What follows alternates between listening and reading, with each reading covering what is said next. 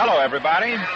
Join us now for another Brooklyn ball game, brought to you by your favorite Post cereals and their terrific new teammate, Post Sugar Crisp. Yes, sir. Post is back to bring you the Dodgers again as they take on the New York Giants in the second of this three-game series here at Ebbets Field, Brooklyn, USA. This is the old redhead, Red Barber, and Connie Desmond will be along in the middle of the ball game, and between us, we'll take care of the play-by-play assignment. And your seat behind home plate today, no matter whereabouts in the United States you are, your seat is reserved thanks to your loyalty to Post cereals and your all-out cheers for sensational new Post Sugar Crisp. So with Post as your host, let's look around here at Ebbets Field and see what's on the docket. Public address announcer Tex Ricketts is busily going down the respective batting orders, and as you can gather by the cheers, this locale being Brooklyn, he's giving the Brooklyn batters. The starting pitchers will be Jack Kramer, the veteran right-hander who was sold by the Boston Red Sox during the winter to the New York Giants. Kramer will be making his debut in the National League. Jack Kramer will start for Leo DeRoche's Giants, and Dan Bankhead, the first Negro pitcher in the history of the major leagues, will get his first starting assignment for the Dodgers.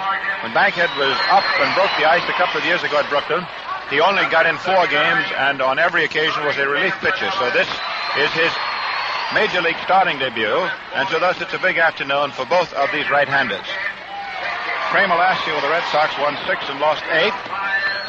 He had a big year with Joe McCarthy, if you'll recall, in 48 when he won 18 and lost 5. In 44 with the Browns, Kramer won 17 and lost 13. That was the year the Browns went for their only pennant. And in the World Series against the Cardinals, he had a win and was not defeated. Bankhead last year was at Brooklyn's Montreal farm, and he won 20 and lost 6.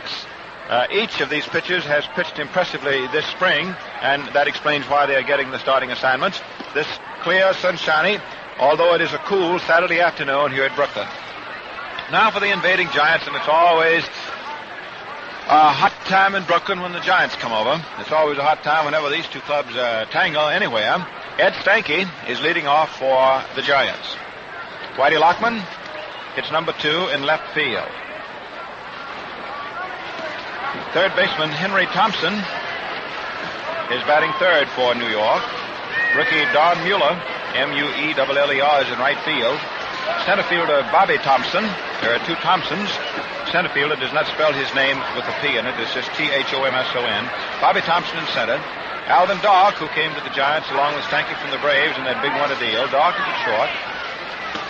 Jack Hoshman, the rookie first baseman, hits 7th. Wes Westrom is catching, and Kramer is the pitcher. The umpires have just come out, and there's a conference at home plate between the 3 wearers of the blue serge suits. Groundkeeper Ed Durham, Alvin Dark bringing up the batting card for the Giants, and Captain Pee Wee Reese bringing up the batting order for the Dodgers. And the Brooklyn batting order that Reese has on his card is in this wise. Reese himself leading off at short. George Schuber is in left field. Jim Russell is in center field. Duke Snyder is the regular center fielder, but he has a heavy cold, which has given him some trouble. He missed the exhibition games of last weekend at the stadium with the Yankees because of this same malady. So Russell is in center. Russell played left yesterday. His first game was a Dodger. They got him from the Braves in the winter, and he had a home run and a triple. Jackie Robinson, the defending batting champion and the league's most valuable player. Robinson at second is hitting 4th for the Dodgers. Then comes Carl Ferrello in right field. Hodges, the first baseman, is batting 6th. Rookie Bobby Morgan, who is hitting very well, hits safely in all 3 games. Morgan at third. Roy Campanella, whose grand slam home run in the 3rd inning sunk the Giants beyond hope yesterday. Campanella catching, and Dan Bankhead is the pitcher. The umpires, Douglas Scotty Robb is back at the plate. That's R-O-B-B. Al Barlick and Augie Donatelli will be on the bases. And now Miss Gooding will play and sing the national anthem.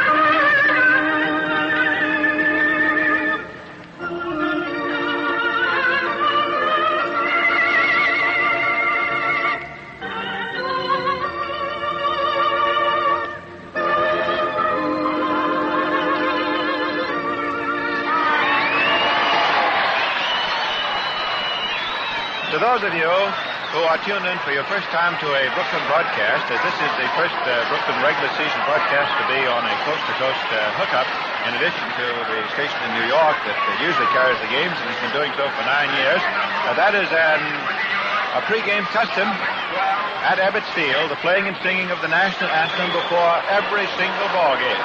Not just the first game of the year, or not just at some special holiday. That's how they feel about it here at Ebbets Field. The Dodgers have taken the field. Dan Bankhead, slender, loose-jointed right-hander.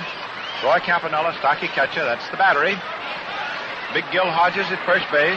Jackie Robinson at second. Captain Pee Wee Reese at short. And rookie Bob Morgan is at third. Billy Cox, who might have started at third base, except he hurt his back, rejoined the club yesterday and is recovering all right. In left field, George Schuber, who's having his second real chance with the Dodgers. Schuber in left. In center field, Jim Russell, who's turned out to be a very valuable player, came to the Dodgers in that Sam Jethro deal with the Braves. And in right field, it is Carl Ferrello from Reading, Pennsylvania, and they call him the Reading Rifle. Now, Ed Stanky is first up for the Braves. Of a crouch, right-hand hitter, Bankhead's first pitch, fastball high inside for ball one. Stanky, this young season for the Giants, has 3 hits out of 12 at-bats. He's stocky, small, bends at the knees, outfield a little toward left. Bankhead pitches low outside for ball two. Stanky is one of the best judges in all baseball of a pitched ball. He holds the National League record for bases on balls, and nobody gave him any deliberate walks because he was such an awesome hitter. He just earned those walks. Bankhead throws outside with a curve, that is behind ball three. 3 balls, no strikes. This is a momentous occasion for Bankhead, trying to make the Brooklyn club. It's his first start in a major league game. Leo DeRocha, the Giant manager, his own third base coach. Freddie Fitzsimmons is coaching at first. Now the 3-0 pitch. Ball 4, and Stanky walks, throws his bat away, and off the first he trots, so Bankhead walks the first man he pitches to without throwing him a strike. And that's a bit of a danger sign, and here's Robinson coming in from second base. Campanella goes out to the mound. Post Cereals, very happy to be your host. P-O-S-T, Post. And the newest of the Post cereals is Sugar Crisp. Grand cereal and a swell snack. And it's the hottest thing that's come down the road. Look for them in the cellophane bag at your friend the grocer's here. And in addition to the words Post and Sugar Crisp, you'll notice there are 3 little honey bears right on the front. Bankhead in Montreal last year walked about as many fellas as he struck out. He walked 170 and he struck out 176.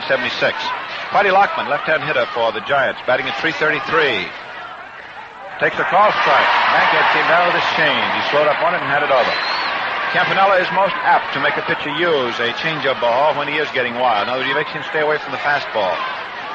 Hodges holding first against Stanky, who's not too fast to run him. The Brooklyn infield halfway up, ready to go either way on a ground hit ball or a bunt. Outfield toward right. Lockman pulls. Fast curve swung on a fly ball out into center. Right to Russell, who comes in. He can't get it. He gets away from the ball. Suddenly sunk. Stanky goes on to second base and holds on. Russell seemed to have that ball right there up against his belt buckle. He just stood waiting.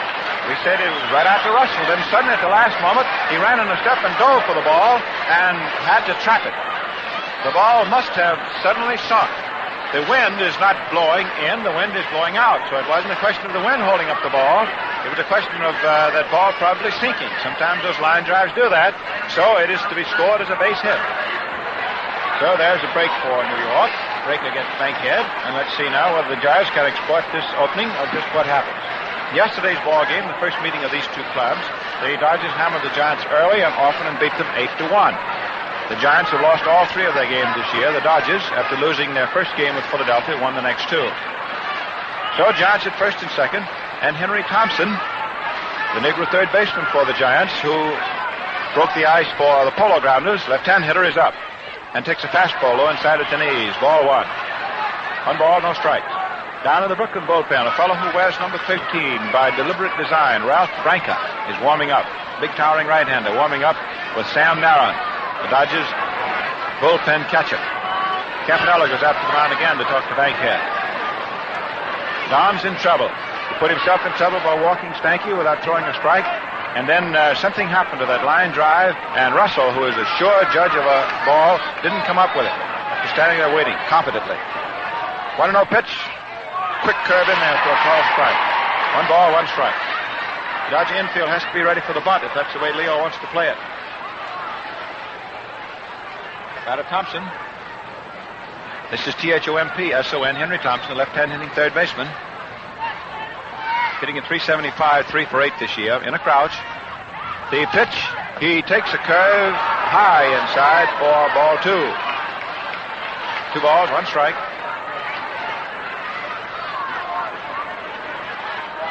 Bankhead, born in Empire, Alabama, makes his home now in Memphis, Tennessee, 6'1", 185 pounds, and probably the loosest looking fellow on the mound you ever saw. In position, pitches, fastball swung on and foul back, so the Giants have refused to go for the buck. And the count is now 2-2. 2 balls, 2 strikes.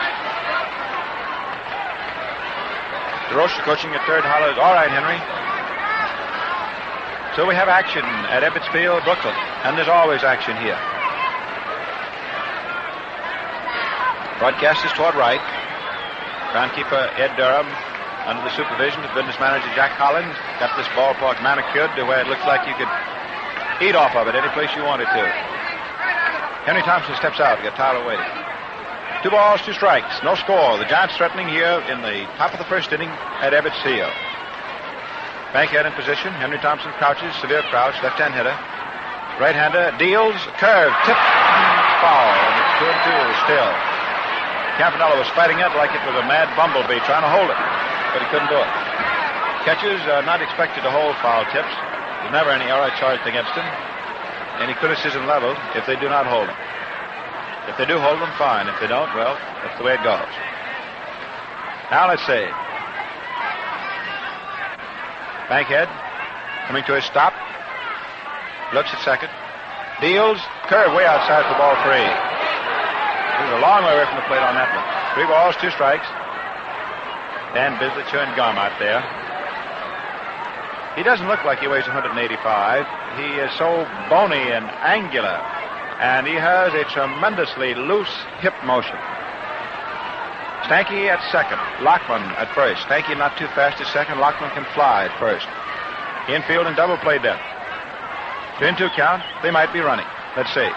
They pitch, they don't go, and it's a curveball drilled out in the right field. It's up against the wall for an extra base hit. Perella places it on the mound. Stanky's coming around third toward the plate and scores on the single, and into third goes Lockman, and it is 1-0 New York. And DeRocha was right when he didn't bunt Thompson when he produced that base hit. So the Giants have gone out in front and lead 1-0, have men at first and third and nobody out.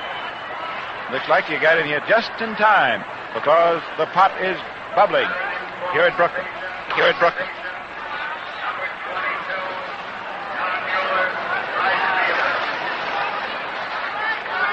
Commissioner A.B. Chandler is just coming in the ballpark now with President Branch Rickey, and they're taking a box down by the Brooklyn dugout. See that also from the commissioner's staff is Dick Butler. Business manager Jack Collins down there with them. The commissioner was at Yankee Stadium yesterday. Ebbets Field today. Bankhead making his first major league start. Got nobody out, pitching to his 4th hitter. Delivers. Curveball swung on, hit down to Robinson, who's up with a first release at second. 1 out. Scoring the first. Double play. And Hoffman scores from third. And it's 2-0 in favor of the Giants. So Mueller bangs into a DP. The first double play that the Dodgers have come up with against the Giants, and their 3rd double play of the year. Hoffman, of course, cruised in from 3rd on the double play. So the Giants have 2 runs in. Under the present scoring rules, Mueller cannot be credited with an RBI. Because the run scored when he was banging into an infield twin killing. Robinson to Reese and on to Hodges. So 2-0 favor New York. Both runs earned. And here is Bobby Thompson. Right-hand hitting, very tall center fielder. Bankhead delivers a curve swung on. It's beaten down to the big foul. Strike 1. This kid, Bobby Thompson, was born in Glasgow, Scotland. So he's come a long way, hasn't he? However, as an infant, his family moved to Staten Island, one of the 5 boroughs in New York, and he came up with the Giants rather than with the Dodgers. He never was a Dodger fan. Wonderful ball player. Hit .309 for the Giants last year, 6'2", 190 pounds. Backhand pitches, fastball swung on, foul back. Overall, 2 strikes. Leo DeRocha will tell you that he believes that this fellow up at the plate, his center fielder, Bobby Thompson, Thomson, can, in 100 yards, outrun anybody in baseball. He says he doesn't know whether Thompson can outrun Jethro of the Braves at 60 yards, but he knows he can at 100. Believes he can. This fellow can fly, long stride. Pitch. Strike 3, fastball over. So Banquez settles down after looking to be right there in the pickle bat. 2 runs for the Giants on 2 hits. The double play finally turned the tide. So it's 2-0 in favor of the Giants, and the Dodgers are coming in for their first licks for the afternoon. And look here, friends. Here's just a simple point-blank question from the old redhead to all of you. Do you eat cornflakes? Chances are you do. But look, here's the important thing. There's a difference in cornflakes. A real difference. You up and try Post Toasters, and you'll see just what we mean.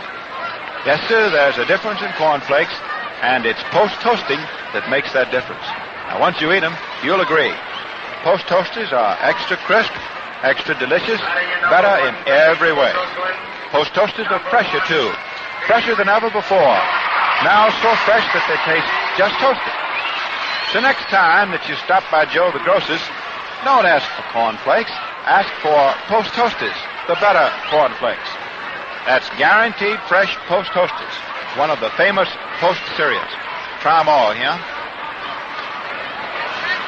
This is a rather historic broadcast, as we told you at the beginning, and the Post cereal folks are very happy to make it possible, working in cooperation with the Brooklyn Ball Club and the WMGM, which is the station that for 8 years has been doing all the Brooklyn games in New York, because today stations of the Columbia Broadcasting System are joining in too with the coverage outside of New York. And so it is coast-to-coast coverage of baseball's most colorful, dynamic team, the Dodgers. And we're glad to have you along. You come with us all the home Saturdays that Brooklyn is at Ebbets Field. And you see on your baseball schedules that the Dodgers are going to be in Brooklyn. And we're going to be with you. You're going to help us be there, too, by the fact that you tell Joe the Grocer that you want Post Toasters, or any of the Post cereals, or the newest, Sugar Crisp. Okay, here we go with Captain Pee Wee Reese and Jack Kramer making his first start in the National League. Comes down with a strike over the plate. Kramer's a trim-looking right-hander. He throws a fastball, throws slow curves, good control. Reese has 3 for 14, hitting at 214 right now. Kramer pumps, kicks, throws. There's a sharp curve over for called strike 2. Kramer. Jack Kramer.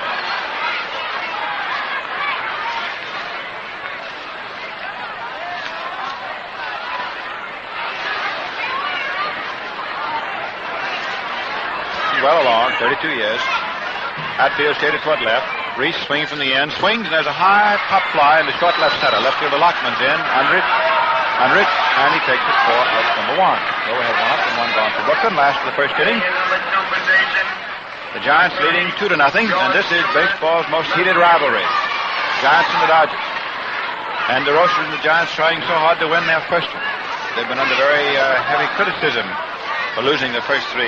Especially in the face of that big deal that was made with the Boston Braves during the winter. You know, when Stanky and Doc came from Boston to New York, and the Giants sent Sid Gordon, Willard Marshall, Buddy Carr, and Sam Webb to the Braves. And then the first 2 games of the season, the Braves played the Polo Grounds, won them both. And then the second game, Gordon hit 2 home runs, won a grand slammer. Boy, that's really having that boomerang come back and hit you right between the eyes. But as Leo said today, it's a long season. George Schuber, left-hand hitter, takes a high outside fastball. Ball 1. Schuber has 1 for 8. He's being given another chance. Outfield around toward right side of the infield is back. It's a bright sun and a bright sky.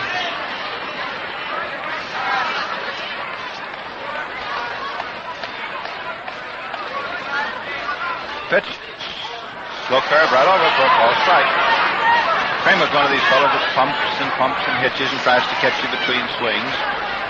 Pitches a great deal of the style of Preacher Rowe, by the admission of Kramer's new manager, DeRocha. Milton Stock is the Brooklyn third base coach. Jake Pitler, old Sugarfoot Jake. This is his 56th birthday. Pitler coaching at first. Westrom gives the sign. Kramer pitches, and Schubert takes a fastball low outside for ball 2. Kramer kicked on it, asked where the pitch was, and played umpire Rob motion outside. Third baseman Henry Thompson is about 3 full steps over towards short. Shortstop Doc is almost directly behind the bag. The outfield is swung drastically into right, and they're playing Schubert wider than I've seen any ball club play him, but pulled toward right field. In other words, straightaway left field is wide open, and inside third base it's wide open. Schubert takes a curve over good for a call second strike, 2-2. 2 balls, 2 strikes. They really ganged up into right field on this fella. Pitler hauling down from first base. Come on, George, you're the fella.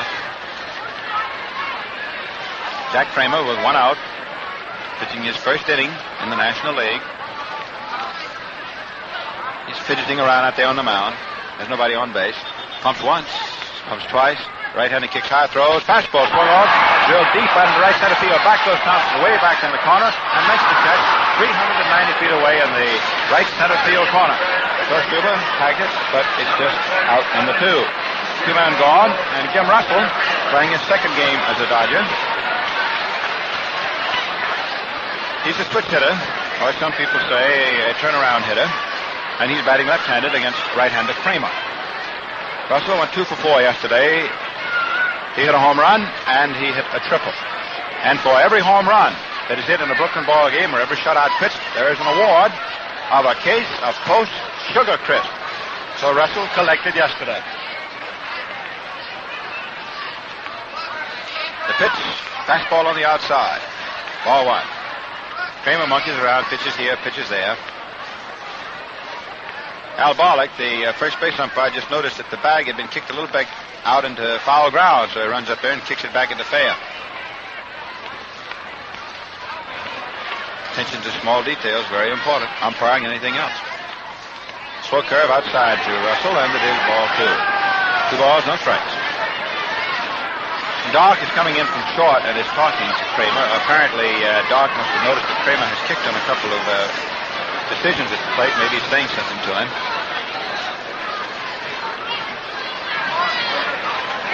The Giants on top 2-0.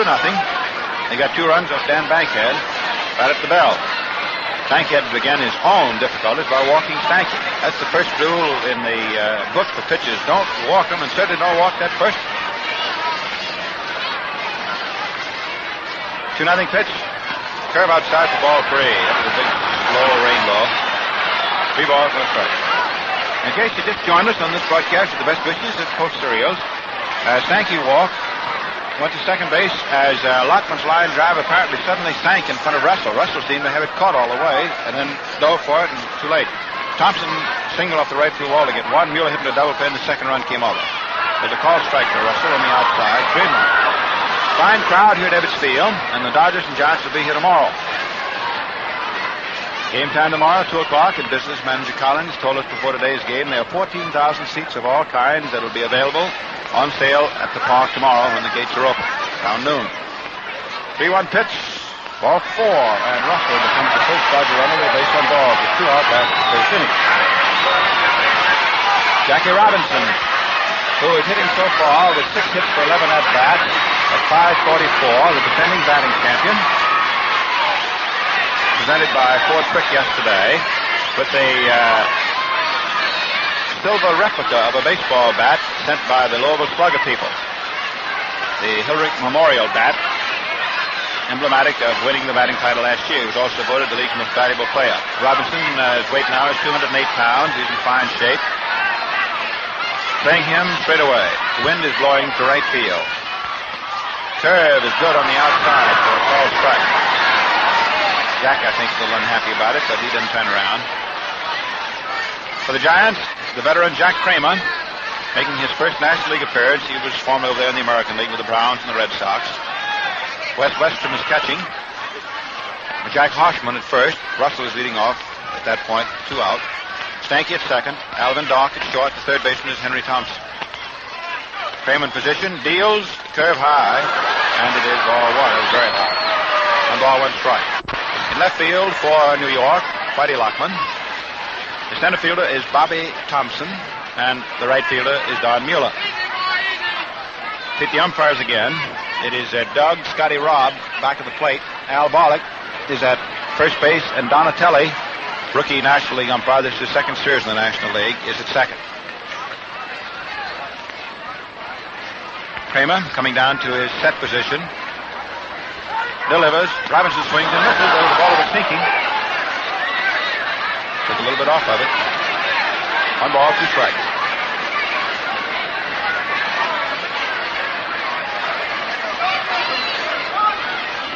Crowd's sort of quiet for the moment, but they don't stay quiet at Brooklyn long.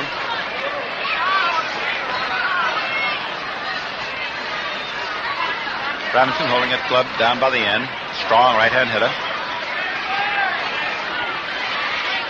George Sisler has helped him a great deal to become the fine batter that he is. 1-2 pitch. Curve outside. Jack takes it for ball 2. 2 balls, 2 strikes. Kramer, in no hurry at all. Back of the mound, put into the rosin bag.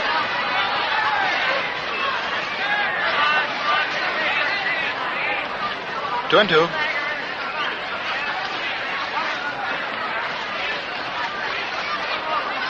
Russell, ready to get up and go. Just as quick as you can say, sugar crisp. Anything happens with 2 out. Pitch. Curve, swung on, hit down to second baseman Stanky, who's up with it. The throw goes over to first. Robinson's out by 2 running steps. Stanky to Hoshman, and that's all for the last of the first inning. There's really nothing to it when you add it up. So at the end of the first inning, 2 runs, they both earned, 2 hits and no errors for the Giants. For the Dodgers, no runs, no hits and no errors. Now let's see what's on that post scoreboard, and then we'll see about identifying the stations. So let's see. In the National League, nothing yet on the Cardinals and the Cubs. Philadelphia playing at Boston. Kurt Simmons will go for the Phillies, and Warren Spahn, top-winning left-hander in the league last year, will go for the Braves. Spahn making his second start. He beat the Giants opening day. Cincinnati's at Pittsburgh, and at the end of the first inning, it is 3-0 in favor of the Pirates. Hepke for Cincinnati and Chesney for Pittsburgh. In the American League, Washington is playing New York at the Stadium. Steve Nagy for Washington, and Bob Porterfield starting for the Yankees. Staub is starting for the Boston Red Sox at Philadelphia against Alex Kellner. And that gets you up to date. And now, let's take a 20-second pause for station identification.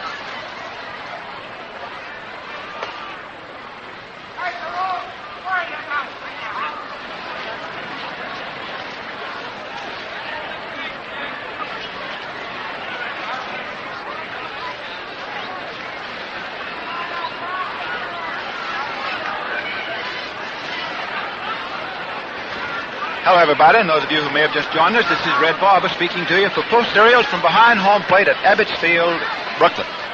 The Giants are at bat in the second inning. Alvin Dock first up, and New York is ahead of Brooklyn 2-0. Dan Bankhead for the Dodgers delivers a fastball that's drilled in for a called strike. Dock is hitting at .417. He's gotten off to a good start with the bat. He is 5 for 12. He's a fine ball player. Open stance, feet wide apart. Takes a curve for a call second strike. Nothing in 2. No balls, 2 strikes.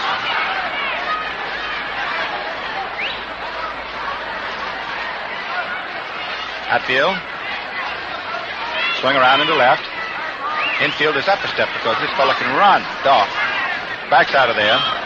Takes the heavy end of his bat, knocks some play out of his spikes. The infield has been treated with Molder sand this year.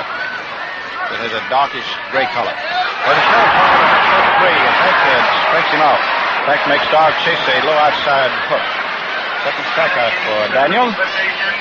And rookie Jack Hoshman stepping up. Jack Hoshman, third base. H-A-R-S-H-M-A-N. Jack Hoshman. Minneapolis last year hit .270. Boy, indigenous to San Diego, California. 6'2", 180 pounds. 2-0 favor the Giants. Fine, sunny afternoon. Hushman takes a fastball that's too low. 0-1.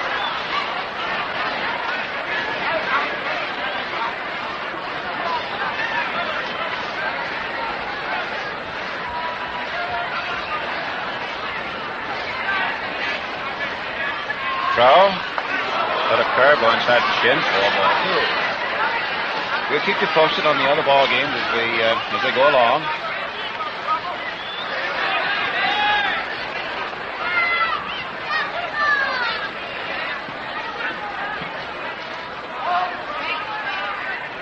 Bankhead pitches 2-0. Call strike. At the end of the first inning in the ball game between the Washington Nationals and the New York Yankees, it's 1-0 favor the Yankees, who have gotten off to a good start this year. The Red Sox are leading at Philadelphia over the Athletics 3-0 at the end of an inning and a half. At the end of 2 innings now, Philadelphia at Boston in the National League, it's no score.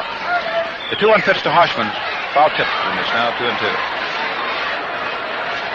The Cincinnati-Pittsburgh game is now at the end of 3 innings, and it is 6-1 in favor of the Pirates behind Bob Chesney. Hetke, who started for Cincinnati, was replaced in the second inning by Kirk Peterson.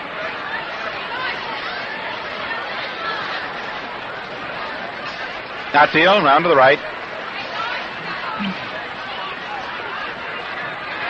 Hoshman, left-hand hitter, claimed to pull. This year he's had 2 hits for 11 at-bats, walked to 182.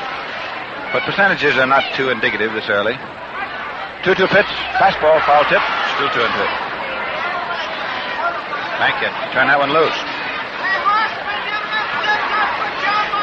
2-2.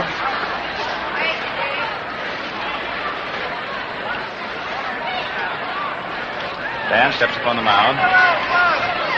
He can throw that ball.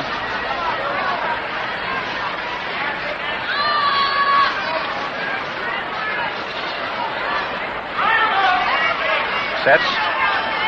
Delivers. Another foul ball. Back on the screen. 2-2. 2 balls, 2 strikes. Giants 2. Dodgers nothing.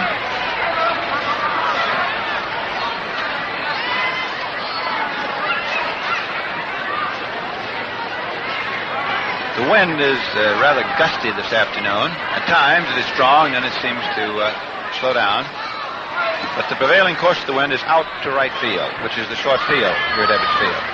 Those of you who have never seen the park or heard about it, maybe we'll better describe it for you. The 2-2 pitch to Hoshman, swung on, a ground foul outside first. Fitzsimmons stops it with his foot. Still 2-2. Right field at Ebbets Field is one of the famous fields in all athletics, not just baseball alone. It's a concrete wall in right field, which goes up 20 feet off the ground. Then there is an additional 20 feet of wire screen on top of it. So the right field fence, while it is short here at Brooklyn, is very high. It's 40 feet high. So you just don't pop one into Bedford Avenue, which is a big 6-lane highway in back of it, on just a little bunted ball. 2-2 pitch. The curve just missing low inside, and Bankhead and Campanella are both unhappy at Rob's call on that. It's ball 3. 3 balls, 2 strikes. Bankhead really wound up, and he can wind up on himself, too. The distance down the right field line in Brooklyn, which is relatively short, is 297 feet. Bankhead stands at the back of the mound. However, in right center field, the wall slanting away is 395 feet. Then you have double-deck stands beginning in right center field and going all the way around the rest of the park and coming right back into the right field corner. In other words, it is just right field itself that has the wall. 20 feet of concrete, 20 feet of screen, and the scoreboard is also out there. And the scoreboard is stuck out in front of it, which causes a series of angles. The 3-2 pitch. Strike 3 swinging the curveball. He swung on. Well, Bankhead has struck out the first 2 here in the second innings. 3 strikeouts all told. He got off to a shaky start, walking Stanky, and then having Lockman's line drive sink in front of Russell when it looked to be a certain catch for an out. Then Thompson hit the right field wall for a single, the wall we were talking about. Mueller banged into a double play. The Giants had 2 runs, but from that time on, Bankhead has gotten 5 outs, pitching to his last 4 men. Wes Westrom, the right-hand hitting catcher for the Giants, been around parts of the last 2 years. Open stance. Takes a curve outside. Ball one. Weston this year has not come up with a base hit, and he's been up officially 6 trips. 2-0. Favor the Giants. Always business when the Giants and the Dodgers are on hand. Throw. Let up ball low inside. Ball 2. Post Serial folks from Battle Creek, Michigan way. Very happy to be sending you this ball game from Brooklyn way. And whenever the Dodgers are home on Saturday, so will come these broadcasts. 2-0 pitch. Curve over. Good. Ball strike. 2 balls, 1 strike. 1-1. Hatfield toward left. Play Western to pull. Bankhead right-handed deal. Fastball low outside for ball 3. 2-0 hard. Fitzsimmons coaching at first. Hollers, hey, Wes, come on. Get a good ball. Abbott's Field is one of the smallest ballparks in the major leagues. It seats nominally about 32,000. And part of its great charm is its complete and immediate intimacy with the game itself. You're never far away from the players. 3-1 pitch, curve swung on and fouled on top of the third base stands and out of the park. 3-2. So whenever you are at Brooklyn, you are actually in the ball game, so to speak. You don't have any great chasms and caverns and yawning distances, etc. You can see the players. Hear them. Hear what the coaches say. There's a lot of truth in the statement that has endured through the years. There's never a dull day with the Dodgers, and certainly never at Abbott's Field. Something in the atmosphere around here. If something's going to happen, it'll happen here at Brooklyn. 3-2 pitch. The high fly ball resulting deep out into left center. Russell, the center fielder, is under it, waiting. He's got it. Ball, nothing across for the Giants in the top half of the second inning. At the end of the inning and a half, it remains New York 2 and Brooklyn nothing. Carl Ferrello coming on now to be first up for the Dodgers, last of the second inning, followed by Gil Hodges and then by Bob Morgan. Jake Pittler coaching at first base for the defending National League champions. Milton Stark at third. Ferrello, who's hitting in August and September, had much to do with Brooklyn coming up with the pennant. He was hitting almost 500 there in this stretch, and that's the mark of the ball player that he is.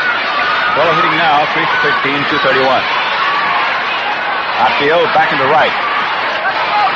Stanky on orders from DeRocher in the bench moves back deep to second base. Right-hander Kramer pitches a curve that's a called strike. It's a big slow bender. Broke away from the hand and caught the inside slice. No balls, 1 strike.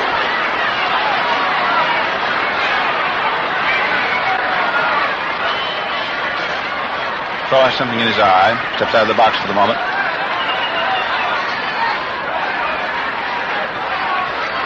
Kramer pumping. Veteran right-hander. Kicks, throws. Let a ball in on the hands. He tried to make that look like the pitch just now when he broke the curve off the hands and over. But Ferrello stayed off of it, and the count goes to 1-1. Kramer uses a lot of slow stuff.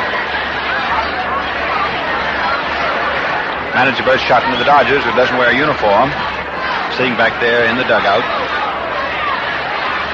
1-1 pitch, fastball, low outside. Ball 2. First the slow curve, then the slow pitch up on the hands, trying to look like that slow curve again, but it didn't, and then the fastball trying to crisscross on the outside. 2 balls, 1 strike.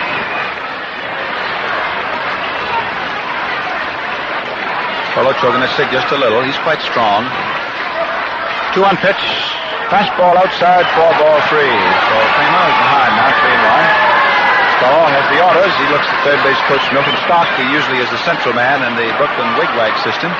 Stark, of course, keeps his eyes glued on Boss Shotton. They're in the dugout for the word.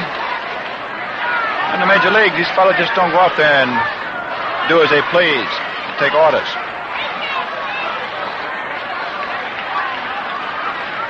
The 3-1 pitch.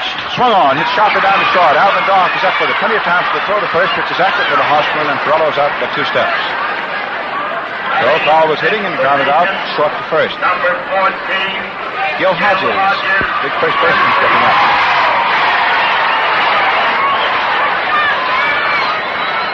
Continue giving you some distances at Ebbets Field. To the straightaway lower center field stand is 393 feet. Right center field to the lower stands, double decked out there, 351. And in the left field corner, 348. Big Hodges has really been hotter than a $2 pistol. Hitting at 700, 7 for 10. Big, strong, snapping right-hand batter, outfield toward right. Takes a fastball for a foul strike on the outside above the knees. Hodges is a magnificent athletic specimen. I don't know of anybody who has ever seen him that wants any part of it. He has the least trouble of any man on the face of the earth. And he's awfully good-natured, which everybody says is just grand. But if you're that strong, you ought to be good-natured. Fastball inside on the short ribs. Saved him up again. 1 ball, 1 strike.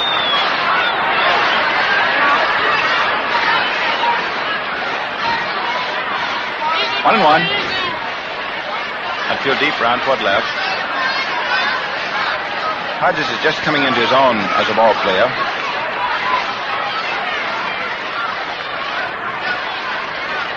Big, strong guy from Indiana. 1-1 pitch, swung on as a high ball deep out of the left center field. Way back, Thompson goes back close to the stand. It's in there for a home run. Hodges has hit his second of the season. That's today's hit on 11 at bat. And that's the second time that he has tapped the till for a case of Post Sugar Crisp. Here he is running his home run home.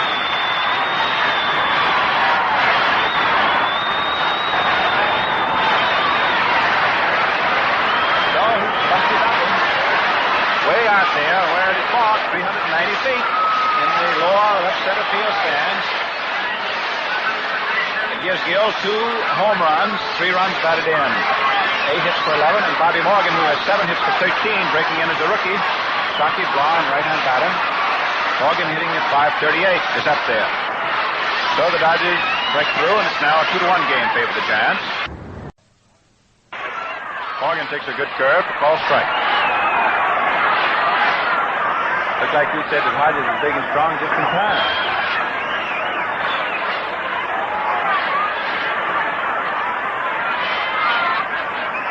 Infield straight away on Bobby Morgan, who was the batting champion, hitting at 337 International League last year, and the league's most valuable player.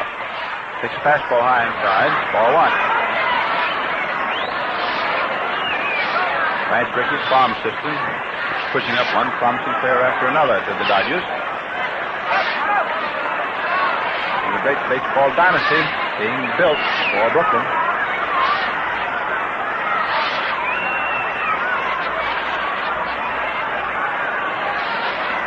Kramer wants to pitch with another baseball, so an exchange of agates is made.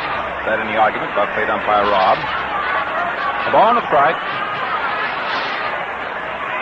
out, Morgan up. The Giants 2, the Dodgers 1. We'll bring you up to date on all the games on the post scoreboard as soon as the second inning is concluded.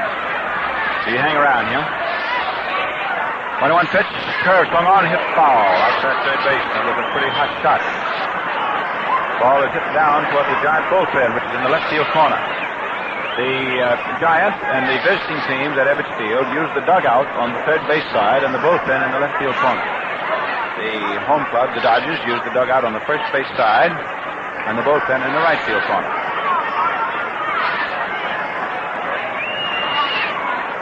Morgan in the crouch. Ball in the strike is the count. Kramer pumped once. Veteran right-hander once again. Kick high and throws, and Morgan fouls it back. Still 1-2.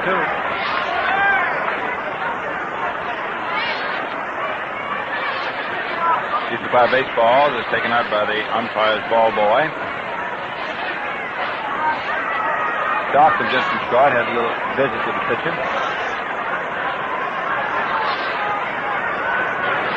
Somebody on. Gil Hodges just thumped one.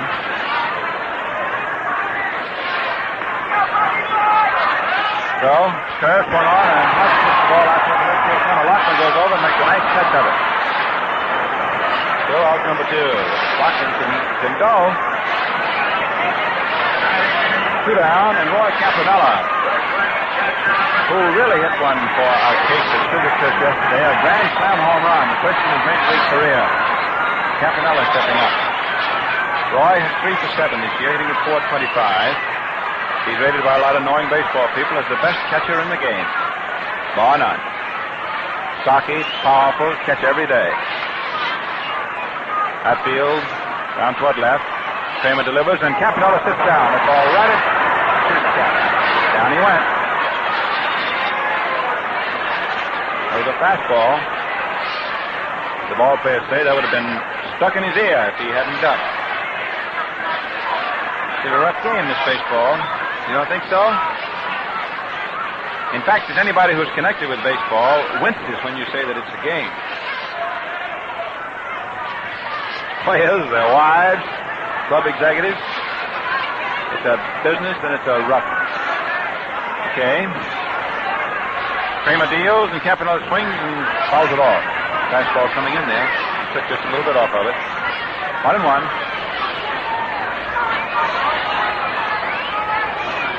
Fine crowd on hand, headed by Commissioner Chandler, who's sitting down in the field box with Branch Rickey, the president of the Dodgers.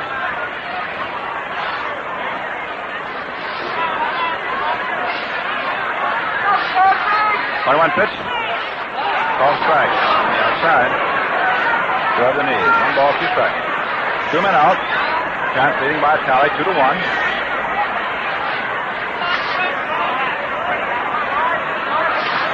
Your host is Post Sirius. Yes, ma'am.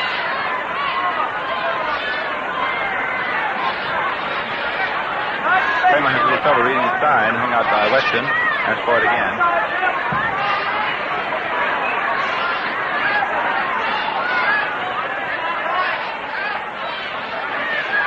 One and 2 pitch, curve, outside.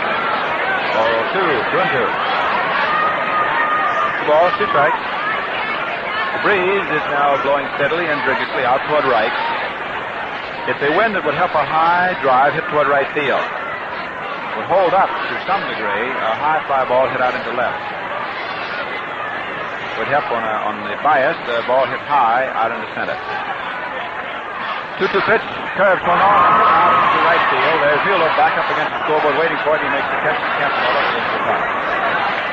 So, Hodges belted one, and it's a run and a hit. So at the end of 2 innings, 2 runs, 2 hits, and no errors for the Giants. 1 run and 1 hit, and no errors for Brooklyn. All right, we promised there'd be something on that post scoreboard. Well, let's take a look around. The Cardinals, who won their first game and have lost their next 3, are at Chicago, where Bob Rush of the Cubs shut them out yesterday, 2-0. And Staley, who pitched the opening game and the one victory for the Cardinals so far, is going for St. Louis. Bill Boiselle, who is now with his 3rd ball club in the league, from the Giants to the Braves and now to the Cubs. Boiselle is making his first start as a Cub for Chicago, big right-hander. Philadelphia's at Boston. Kurt Simmons was counted on so much by Philadelphia, that young hustling club that Bob Cobden has put together. Simmons starting for Philadelphia, and Warren Spahn, who's already pitched and won a ball game, and a complete one for the Braves. No score in the 2 innings. In the 3 innings, Cincinnati-Pittsburgh, it is 6-1 favor the Pirates. Chesney for Pittsburgh. Hetsky started, and then Kent Peterson for Cincinnati coming on the 2nd inning. In the American League, Washington will off 1-0 in favor of the Yankees into the 1st inning. Boston and Philadelphia, it's 3-0 in favor of the Red Sox over the Athletics. Nothing yet on Chicago, Detroit, or Cleveland, St. Louis, but we'll have results later.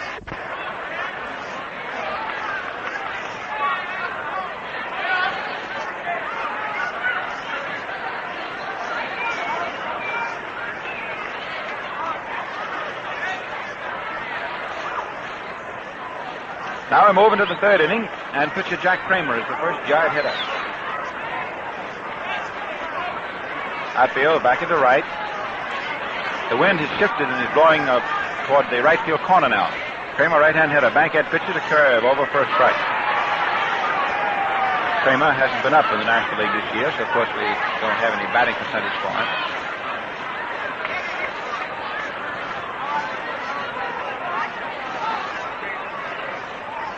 Curve high inside under the hands, ball 1. 1-1.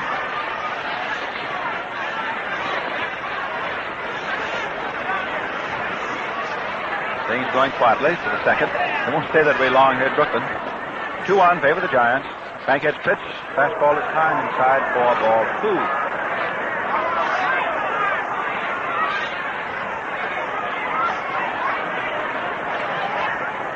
Well, Campanella down on his haunches, giving the sign.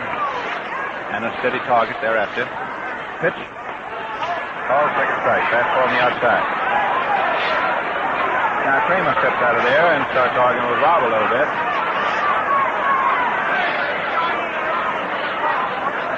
Two and two. Rocha is howling from where he's coaching at third base to Rob.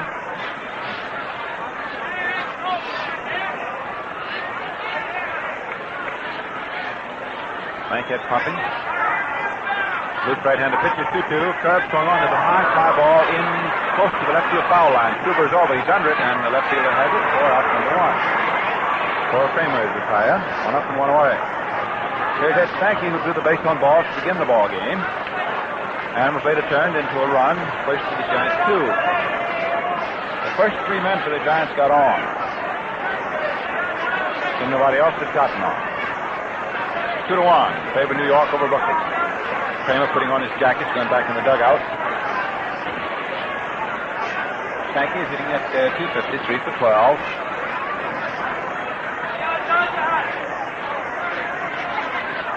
Bankhead deals. Fastball high inside, ball 1. And he hasn't thrown a strike to Stanky today. He walked him on 4 straight pitches. Again matters this afternoon.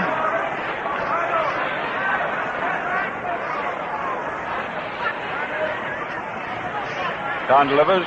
Fastball over 4 a strike. There's one. That's 1-1.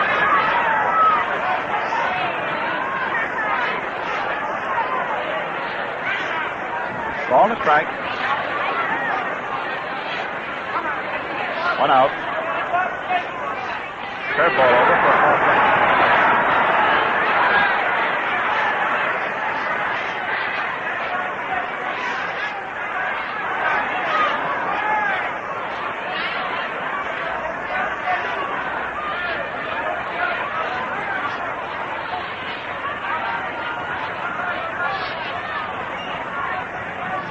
Throw, low outside. Now 2-2.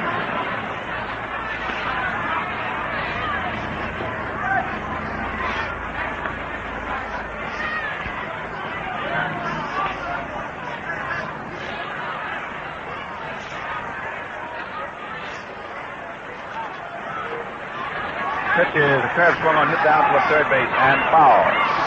It's still 2-2.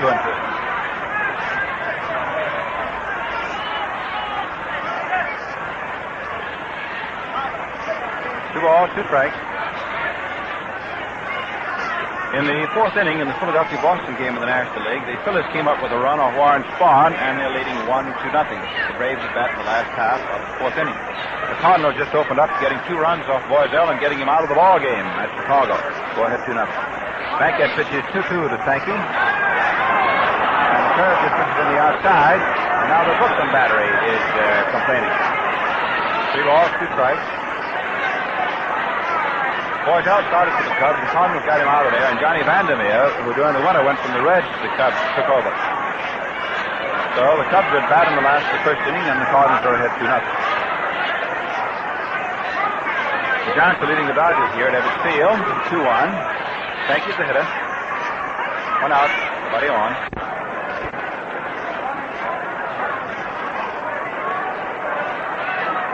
Three-two pitch. Outside the ball 4. So thank you for the second straight time. George walk. Picked up the 2 walks given up by Bankhead. Whitey Lockman, who singled into center field.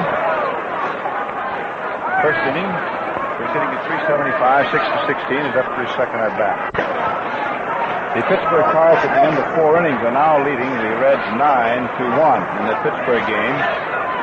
Beard has hit a home run. Westlake has hit 1. We give him 3 in 2 days.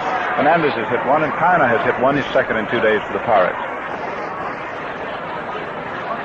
Bankhead starts to get ready and then throws over to first. Sometime. He's learned a great deal since he first got a chance for the Dodgers a couple of years ago. Comes down.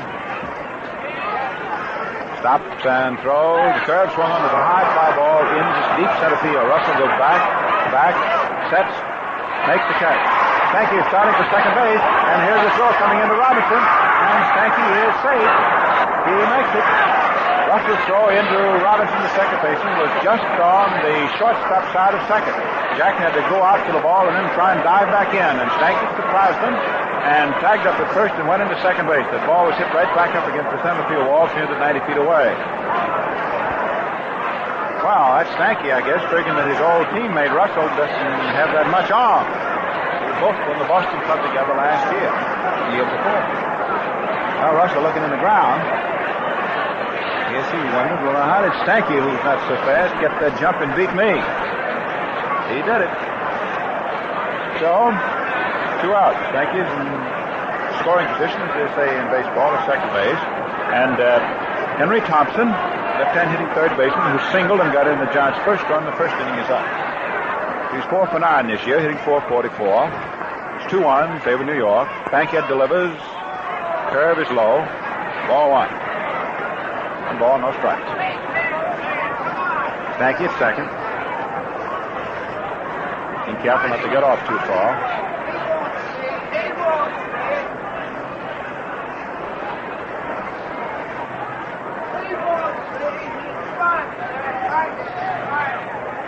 The pitch. Fastball low inside. Ball 2. Bankhead asked for another apple.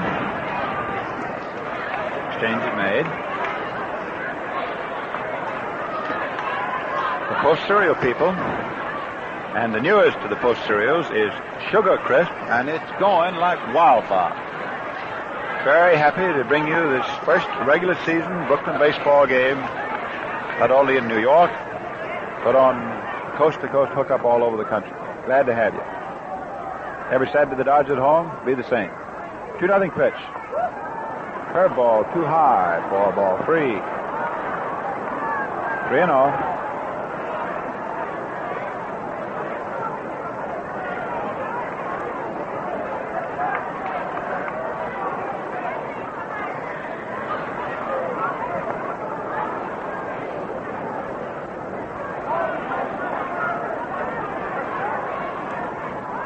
This is no automatic strike setup, not with the man at second base. 3-0 pitch. Over for a call strike. Thompson is taking. 3-1.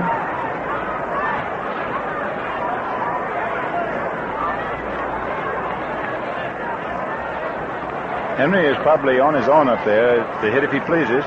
Spot like this. He's been hitting very well this young season. Right-hander Bankhead in position. Check second. Delivers. High outside for ball 4. So Thompson walks. Third walk given up by Daniel. Men at first and second, 2 out. Top of the third. Campanella goes out to the mound, talks to the pitcher. Sam Narron, the bullpen catcher for the Dodgers, gets up down the right field corner. Hands the baseball over to Ralph Franca. And the big right-hander who wears number 13. He's one of 13 children. Gets up, start warming again for the second time. Branco was throwing steadily, wasting no opportunity to get hot in the first inning when the Giants got their 2 runs, and it looked as though the Bankhead was in 1 hit of being out of there. Managed a shot, and of course, there's a lot of patience. The Giants opened up in a hurry. Now let's see, Don Mueller, the left-hand hitting rookie right fielder, in a crouch. Takes a high outside curve for ball 1. Stanky off second. Henry Thompson, who can run off first. They're ready to take out. 2 men retired. 2-1, New York. The pitch.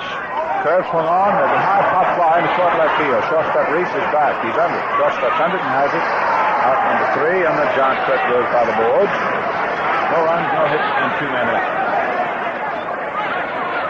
A wise man seldom makes predictions about baseball or anything else, but when something's practically surefire, you can't resist.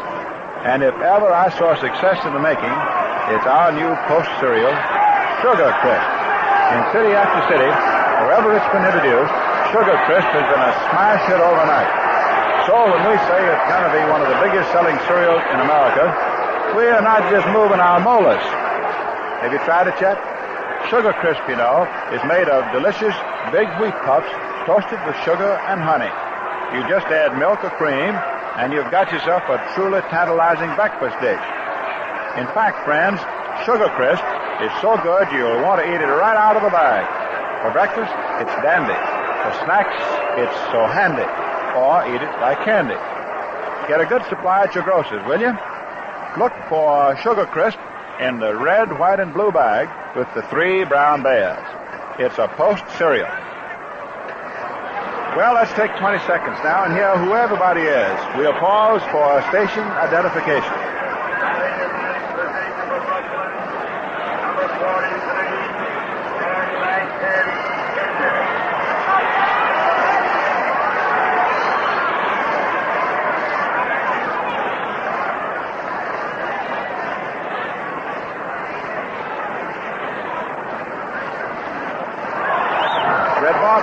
From Ebbetsfield, Brooklyn, where anything can and probably will happen. We're moving into the last half of the 3rd inning. It is 2-1 in favor of the Giants. Just now, DeRocha rather loudly hollered for plate umpire Rob and put up quite a squawk. A lot of talk, but much ado about nothing. And here is Bankhead, the Brooklyn pitcher, up for his first at bat, and he's a good hitting pitcher. Swings and has a line drive over short out of the left field, and it's in there against the wall for a base hit. Bankhead is running on the second base. It's going to be at least a double.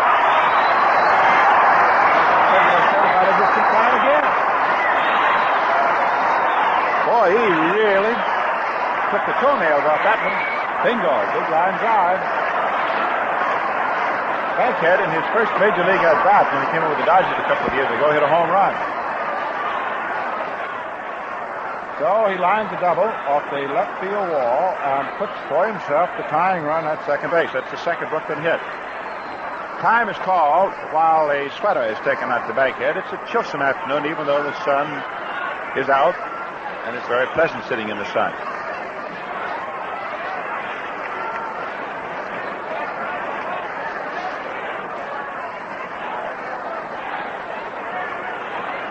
Stan Strahl, the Brooklyn bat boy, has just carried a jacket, a windbreaker, out to Bankhead.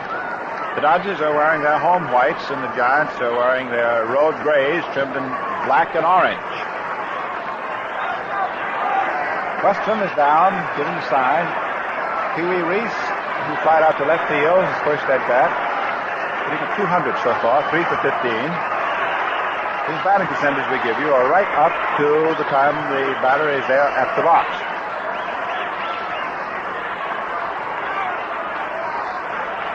Bankhead, who can run off second, nobody out. Kramer pitches a curve low outside, ball one. Speaking about our batting percentages, we're very happy on our broadcast to have with us a very competent young statistician, Bob Posadi, been with us for the last 3 years now. We're all bad on to give you the best broadcast we can.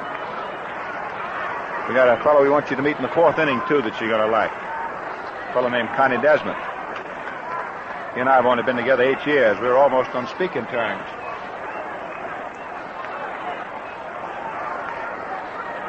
Reese backs out of there. Kramer, who has been just fussing around, now is up on the mound finally. He's in no hurry. Reese leading in. Infield upper step. The pitch is over. Fastball for a call strike above the knees. It was a fastball, just a little bit taken off. Kramer is a change of speed pitcher. Sometimes it's hard to detect just whether he's putting on or taking off. The Dodgers with the tying run at second. Nobody out. Last of the 3rd inning. The Giants 2 and Brooklyn 1. Kramer asks for the sign again. Steps off the rubber. Eyes on.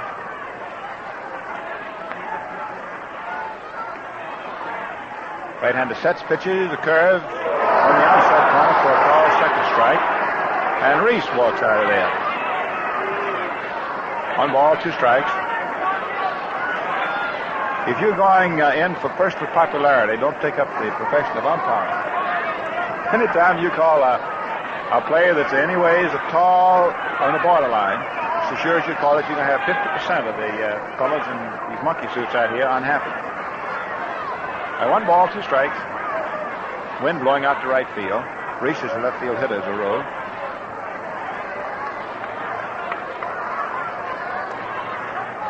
Pee-wee gets out of there, gets started waiting on Kramer.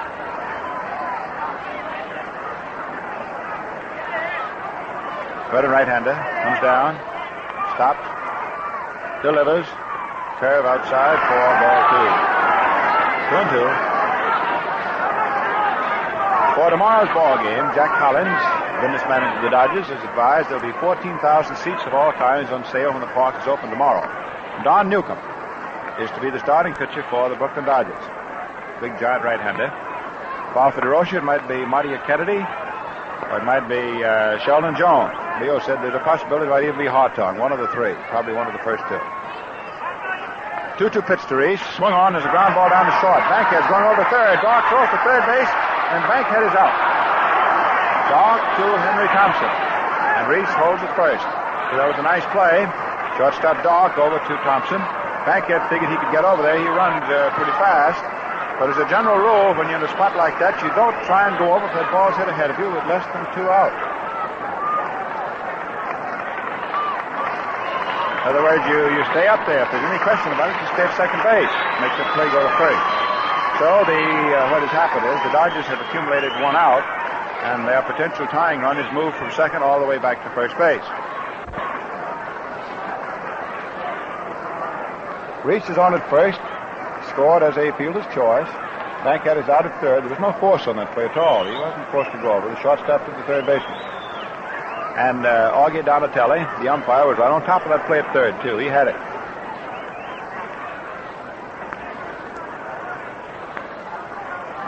George Schuber, who hit quite a fly ball, but Thompson, who can cover a lot of ground, made quite a catch of it in the first inning.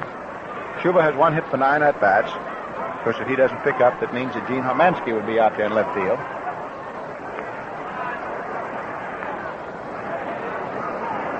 Robb takes a new ball, rubbing it up.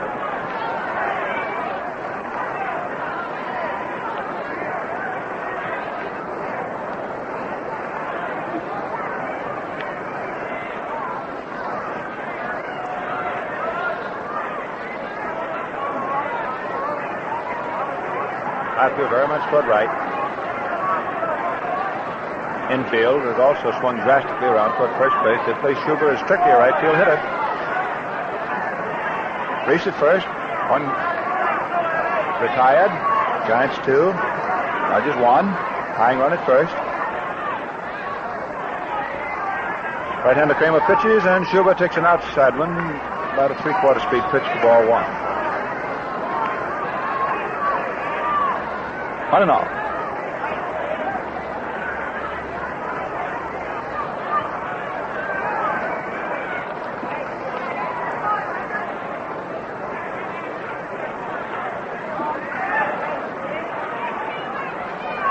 Schuber in a crouch.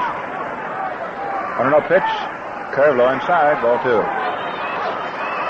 See that Eddie Brannick, the veteran and venerable, a very capable road secretary of the New York Giants, has moved over and is sitting with Commissioner Chandler now. Harold Parrott, the young road secretary of the Dodgers, is sitting on the other side of the commissioner, so the commissioner sort of learn all the facts, I guess, about how the fellows go around this league. I think he knew them already.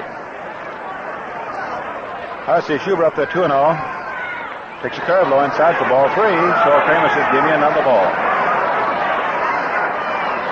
Over in the Giant dugout, that is the club box at the third base end of the Giant dugout, Horace Stoneham, the president of the Giants, and his assistant, Gary Schumacher, who's one of the great baseball writers on the New York Journal American before he went with Stoneham. And Stoneham's friend and fellow who calls up number 1 Giant Rooter, it might be Toot Shore. They're sitting over there. There's a 3-0 pitch. It's ball 4. It's a Schuber walk. And Kramer has the tying run behind him at second base again. Walk Schuber right here. That pushes Reese over to second. Second walk given up by Kramer. And the Giants are a little bit starred now. Catcher Western goes out to the mound. Third baseman Henry Thompson comes over to the mound. There has been no activity down in the Giant bullpen where Herman Franks is holding forth. And right now, There's a little merriment going on. A balloon flew out of the left field stands, and Ray Mueller, one of the giant catchers, went out there in left field and had a little trouble trying to catch up with it. Every time he'd lean over for it, some little perverse breeze would blow it away. But he got it. I say, everything happens in Brooklyn. You just wait around. It'll happen yet. But here's Jim Russell, rather stung, I think, by two different plays out there in center field. One, that ball he didn't come up with in the first inning, and that mistake he goes from first to second on the fly ball he caught just now. Russell takes the fastball over for a called strike. Russell walked in the first inning.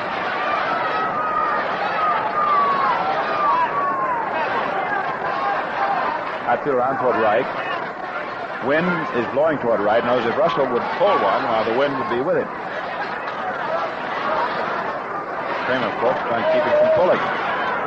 Infield is up a step or so. Reese at second, Schubert first. They both can run. Kramer deals. Fastball high outside. All one. Put your fellow away from him. You take away, to a degree, his ability to pull by making him to the other field. Giants leading 2-1.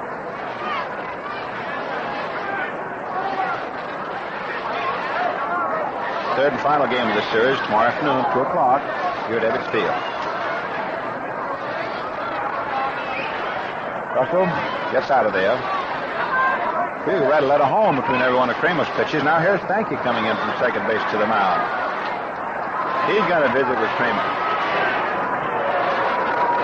Well, with me, I haven't got any place to go till fall. Fifth inning. At a stand. Now the stocky little second baseman goes jogging back.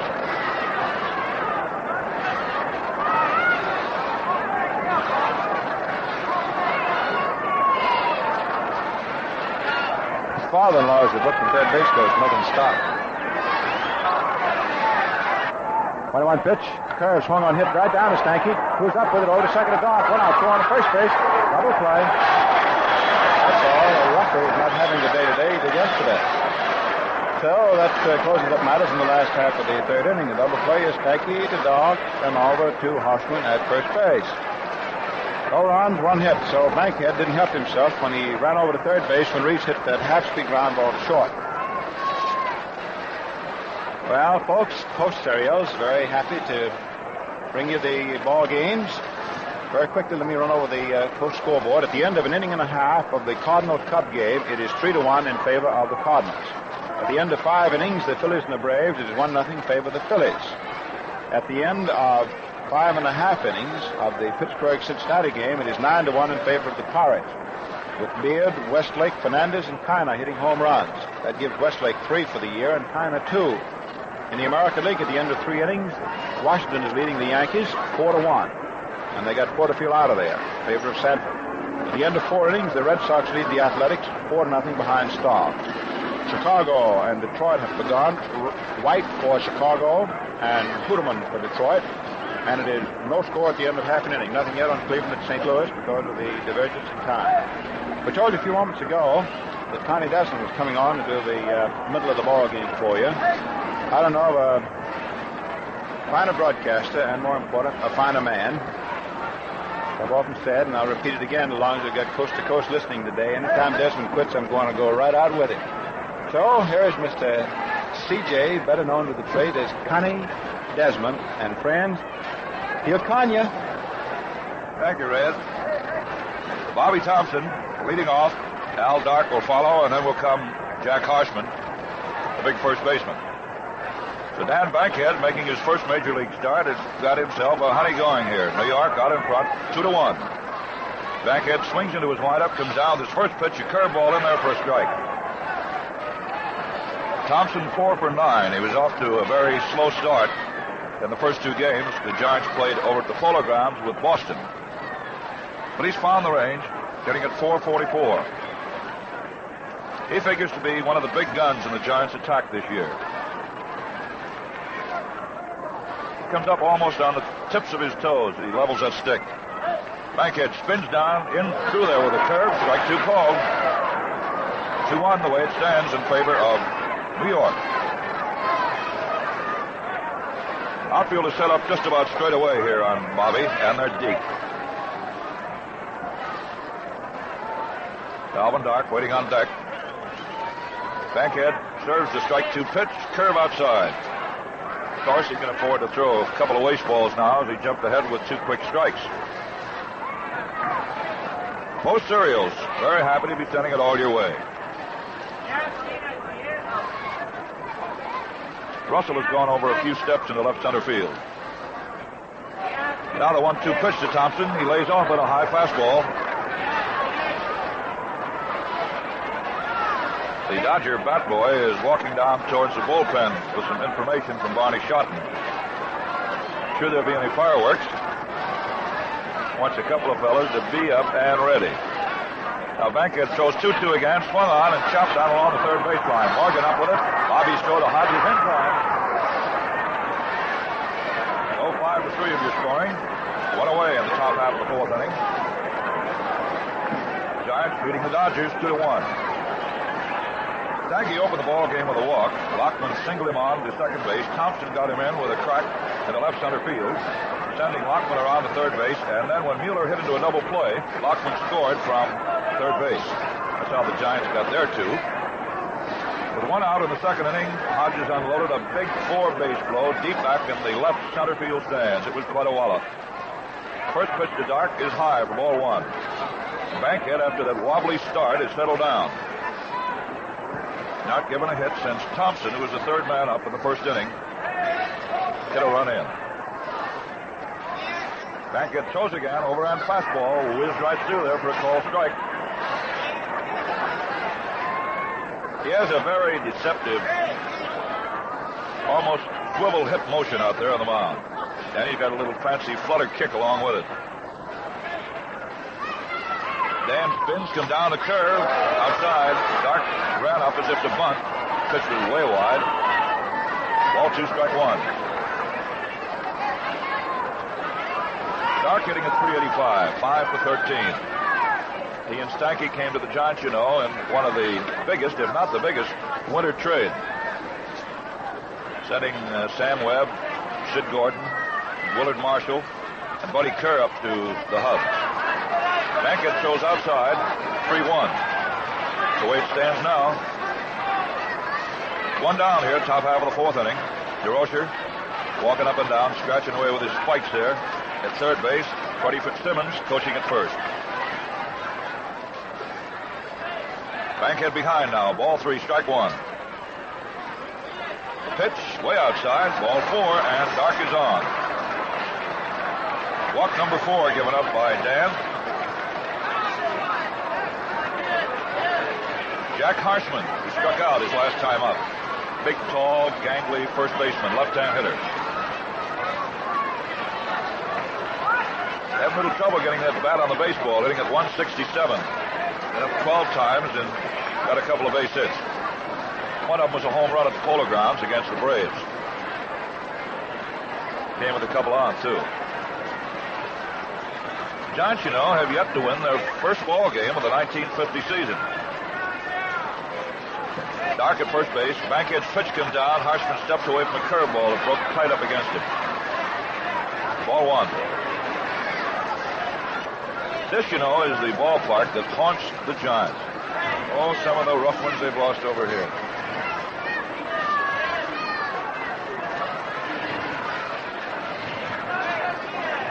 Bankhead throws again. Fastball swung on and lifted high out towards right field. Perillo goes back as the wind carries it a bit. Now he waits at the base of the wall, makes the grab, and back to first base comes Dark. That breeze, it is blowing out not too strongly towards right field. Got a hold of that. Perillo was standing in front of the scoreboard about 5 or 6 steps, and then had to quickly go back about 5, right up at the base of that concrete right field fence to haul it in.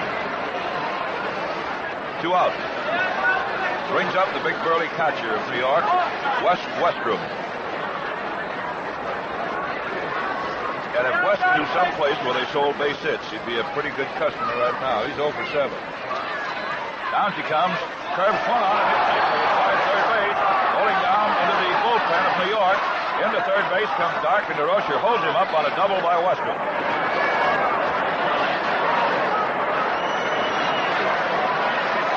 Well, the only strike Bankhead right now is the fact that he is going to pitch to Kramer, the pitcher. 2 men in scoring position. Westrom at second, Alvin Dark at third base.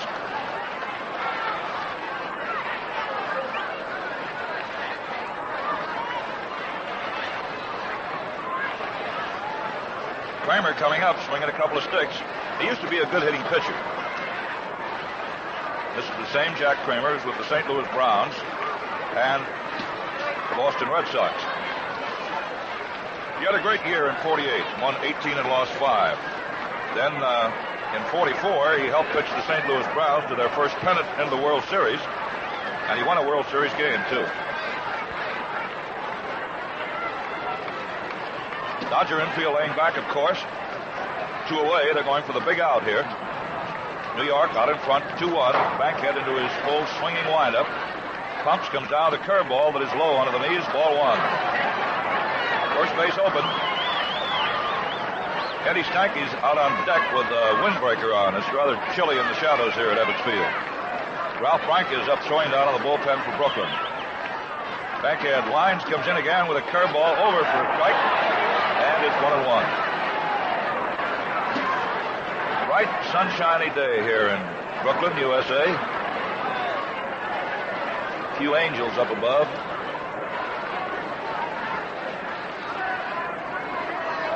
Dark jumping down off third base, and a balk is called. A balk is called as Dark jumping down off third had Bankhead stopped his motion out of the mound.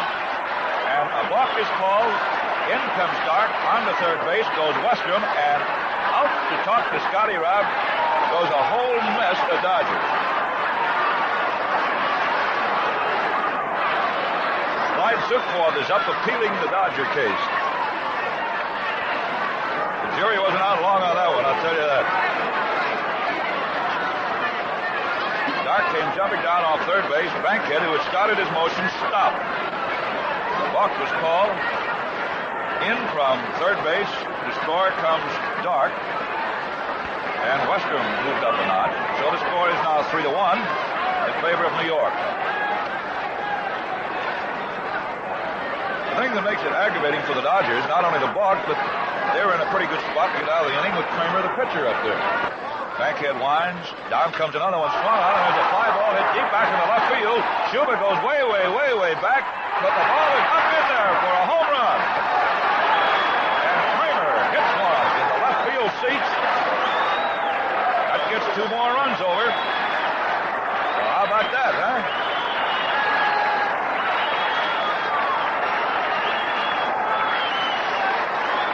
Well, Jack Kramer got a hold of a fastball and lofted it back into the left field seats. It just did get in. Landed in the first row. Kramer receives congratulations all the way around. 5-1 in favor of New York.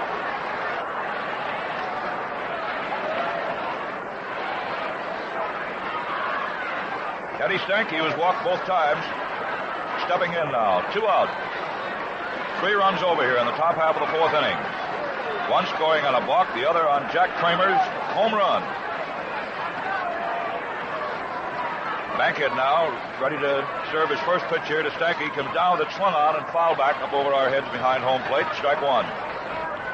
Well, the Dodgers thought they were in a good spot with a pitcher coming up, but things didn't work out that way. Mr. Kramer was a boy who was in a good spot. Big DC-6 flying over into LaGuardia.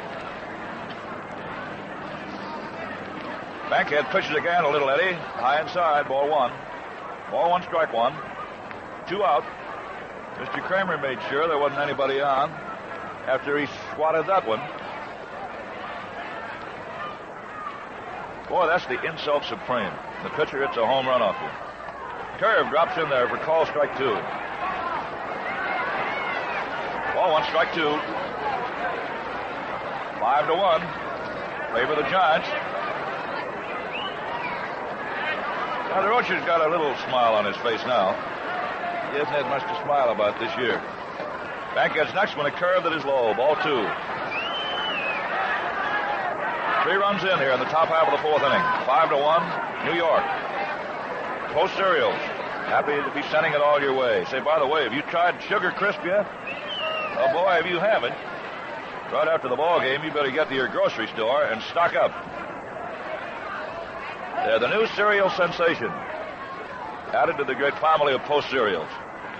Now the 2-2 pitch, and it's over. Call strike three. Frankie is out.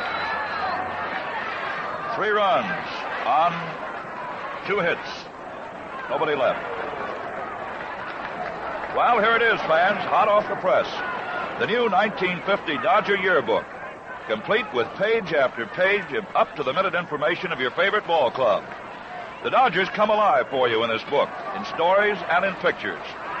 They are colorful write-ups of all the players, 48 pages of vital statistics, and Post Cereals is arranged to put it in your hands right now when the season's just getting underway.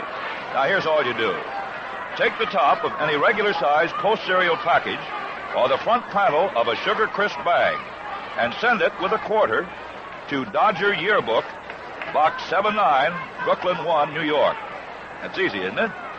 And this is the same book that sells for 50 cents at Ebbets Field. So get in on a grand bargain offer. Send 25 cents and a box top from any regular-sized Post Cereal package or the front panel of a Sugar Crisp bag to Dodger Yearbook, Box 79, Brooklyn 1, New York. And make sure your name and address is included, won't you? And you'll get your copy of this great Dodger Yearbook, Toronto.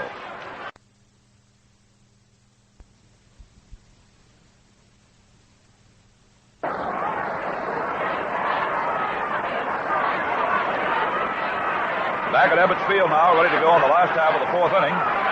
New York leading 5-1. Post Cereal sending it all your way. So the Brooks has some work to do. Robinson will lead it off. Jack has been up once and grounded to second base.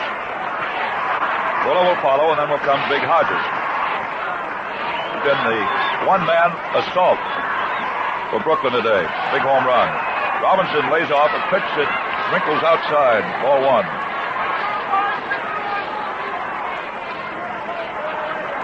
Bobby Thompson out in center field is shaded over towards right center on Robinson.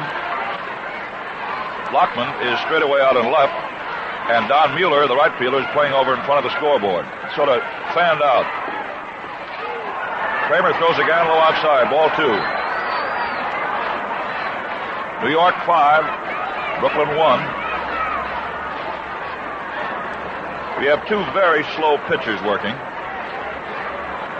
Ball game in the last half of the 4th inning, and it's an hour and a half old. Kramer kicks him down, another one on the outside edge for a call strike. 2-1. Branca continues to throw down in the bullpen. The Dodgers get down deep enough, they may hit for Bankhead, or maybe this will be all for Dan. We'll have to wait and see. That's Shotton's job, not mine. Now the 2-1 pitch, swung on and bounced slowly down towards short. Third baseman Thompson is over, up with it and goes to first for the out.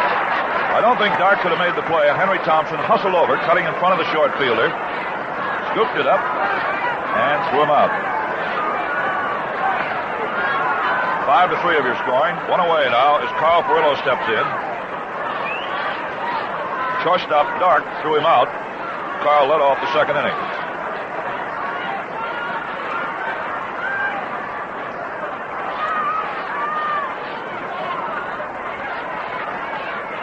Perillo waiting.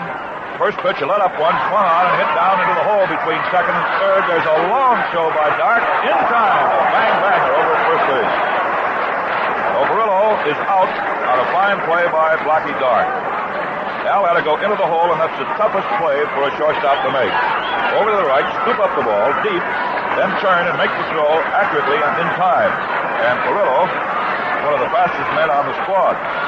So you can see that Mr. Dark not only had a tough play, but he made it. 2 down.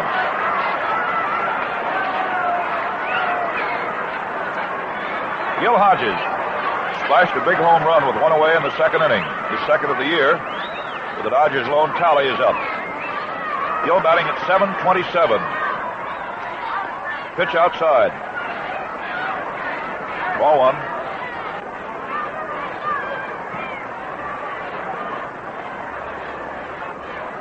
Two down here. Last of the fourth inning. 5-1 New York.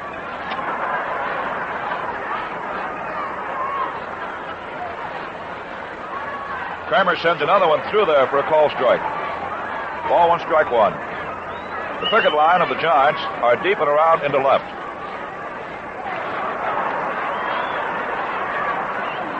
Inner defense, playing back deep. Got a fellow up there, Gil Hodges, can really overpower that baseball. Now the 1-1 pitch, overhand fastball, down in the corner, the strike two call.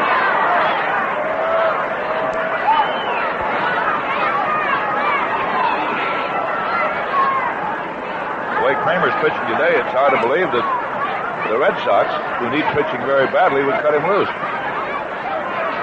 He's got it today so far. So you got to get him in the clubhouse. Oh, they're yours. Hodges swings and misses on a let-up curve. Boy, that really had him hands up. So down he goes, a waving. First strikeout by the way for Big Kramer. And the Dodgers go out trailing 5-1. Manager Schotten, who plays things pretty close to the vest, decided that Bankhead had enough.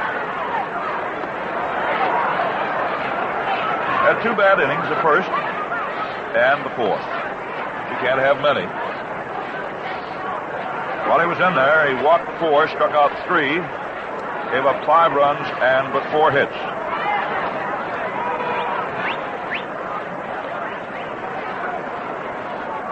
Oh, Ralph Branca firing him down out there. Big Ralph was in 34 ball games last year, won 13 and lost 5. Lives in here by Mount Vernon, New York. He's a big guy, 6'3", 220 pounds. And down in the Dodger bullpen, Jack Banta, a right-hander, is up and throwing. So let's see what the Giants will do here in the top half of the 5th inning. Lockman, Thompson, and Mueller will be coming up in that order. 5-1 New York. Post Cereals, very happy to be your host this afternoon. Pitch swung on is a high pop fly ball that Reese is calling for down near third and takes it to the out. Well, Lockman is retired by Blanca, who comes out here in the 5th inning on 1 pitch. Bobby Morgan, the third baseman, could have made the play too, but Reese, the shortstop, was angling over and had a better shot at it. So the Dodger captain went in for the catch. One away, top of the 5th. And Henry Thompson, with a perfect afternoon, a single and a walk, is up. Hitting at .444. 4 for 9. Left-hand hitter. Steps away from the fastball inside. Blanca was troubled with a bad arm. Down at Vero Beach, the Dodgers' spring training quarters. Finally had to have abscess tooth taken care of. And then the arm trouble disappeared. So Ralph is ready to go. And Schotten has dropped him in here in a relief role. Ralph goes again and gets it in for a call strike. Now the 1-1 pitch, a let-up curve, too high. Ball 2.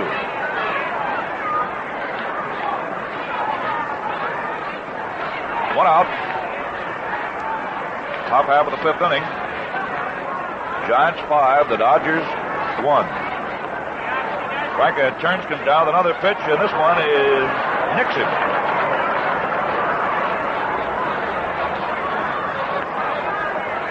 I'll make that officially ball 4.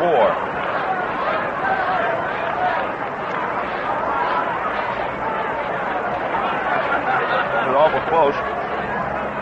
Official score says no, ball 4. No hit batsman. So if you're scoring, put a W down next to Thompson's name. Up there now is Don Mueller, the right fielder. Dodgers infield in double play depth. Thompson goes down to second. The pitch swung on and rolled out to Robinson. Jack's throw is to first base, and Henry now is down at the pickup post. That was a hit-and-run play, and all Jack could do was make his play to first base because Thompson was off as Branca came down with his pitch. Mueller also hit it rather slowly out toward second base. There was no chance for a double play. Bobby Thompson, who took call strike 3 in the first inning and grounded out to Morgan his last time up at third. 2 out. Top half of inning 5. Score 5-1. Favor of New York. First pitch to Thompson. Swung on and dribbled slowly down along the third baseline. Morgan's got to come fast. Picks it up. Throws to first. Not in time. A squibber down along the third baseline. Franca came off the mound. He could not feel the ball as it trickled by him. Morgan had to come all the way. Made a bare hand pickup and another hand throw over to Hodges, but not in time. And Thompson, who can fly, they nicknamed him the Flying Scot, you know, outlegged it for a base knock. On to third base comes Henry Thompson. So Franca's in trouble right now with a good hitter coming up, Blackie Dark. Now struck out his first time and walked the last. Banta continues to throw down there to Sam Naren's big mitt and the Dodger bullpen along the right field line. Dark, right-hand hitter, runners on at first and third, 2 out here. Dark plays off a high fastball, ball 1.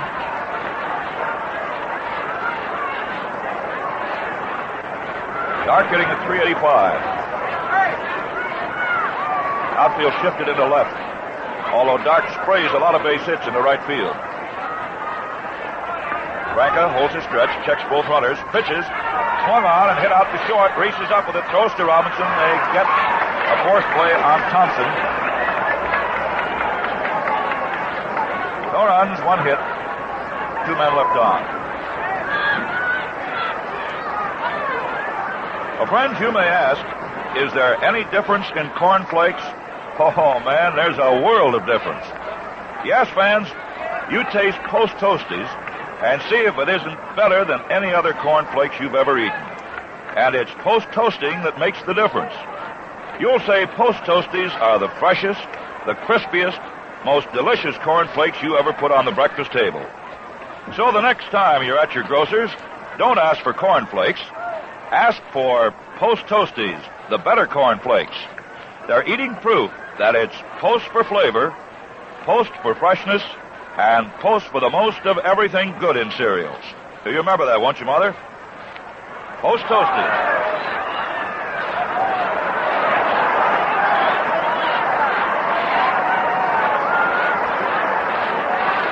You can probably hear a little stirring around Ebbets Field. They just posted 5 big runs for the New York Yankees in the last half of the 5th inning. And they now move out in front of Washington by the score of 6-5. Well, those Yankees have really been knocking in runs, haven't they? Maybe we can duck in some more scores for you. The Red Sox in Philadelphia at the end of 5 innings are tied up 4-4. Stobbs against Kellner in that ball game. Chicago and Detroit have just started. Bill White for the White Sox. Art Hudeman for Detroit. Chicago failed to score in their half of the first inning. Bobby Feller going for Cleveland against St. Louis's Stubby Overmar. Pick up the National League as we go along here. Bobby Morgan leading off for the Dodgers, 5-1 in favor of New York. Kramer comes down his first pitch, let up curveball that is swung on and foul tipped back. Jack Matter continues to throw down in the bullpen. The National League for the Cardinals, it is Jerry Staley who won his first start. Cardinals have 3, Chicago 1. Boyzell started, Vandermeer in the first, and Paul Minner, the former Dodger, in the 3rd inning. Philadelphia 1, Boston 0 at the end of 5 innings. Kurt Simmons for the Phillies, Warren Spahn for the Braves. Kramer takes too much time and Morgan backs out. Pittsburgh having a picnic at Forbes Field, leading Cincinnati 9-1. They're knocking home runs over that short left field fence, too, out in Mr. Greenberg's Gardens, as they call it. Morgan takes high. Beard hit a home run in the 2nd inning with 1 on, his first of the year. Wally Westlake hit his 3rd in the 3rd inning with nobody on. Danny Fernandez hit 1 in the 4th with nobody on, his first. Ralph Kiner hit 1 in the 4th with a man on, his 2nd. Kramer, triple pumping out there, kicks up, comes down, the pitch swung on and hit through out into center field for a base hit. Morgan lacing into that one for his 8th major league hit. Line single. Blackie Dark made a stab at it, but he couldn't get to the ball. And it brings up Campanella. And that base hit also arouses the crowd here at Ebbets Field. Boy, there are a lot of kids here today, and they're sure letting you know they're here. Well, there's no better way that I know of for young people to spend a Saturday afternoon at a ballpark someplace. Or playing the game themselves. Morgan on at first base. Jack Harshman comes in to cover the inside corner of the bag to keep him close. Kramer now to his stretch, pitches to Roy, and the ball gets away from Westrum. Morgan smashed to second and then holds up. Ball skidded in the dirt, and Westrum was able to partially block it to keep it from going behind. Cal Abrams is out on deck to hit for Branca. So it looks like Manta will be coming on to be the third Dodger pitcher in this ball game. Big Jack now comes to his top position. Morgan down off first base. The pitch to Campanella. Swung on, hit down to third. And Thompson's right out in the left field. Morgan comes on down to second base. And an error is charged. Oh, that looks like the start of a double play. Henry Thompson, the giant third baseman, got in front of it, and the ball went right through his legs on into left field, and he's charged with a boot. So the Dodgers see a little light as Cal Abrams now comes up, and DeRocher is going to the mound.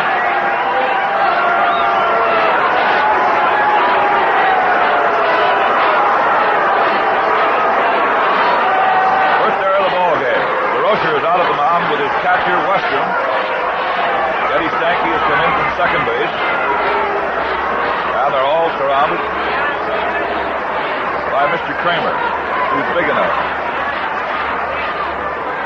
The little gag about Jack is once you're on Kramer, it's twice around Long Island.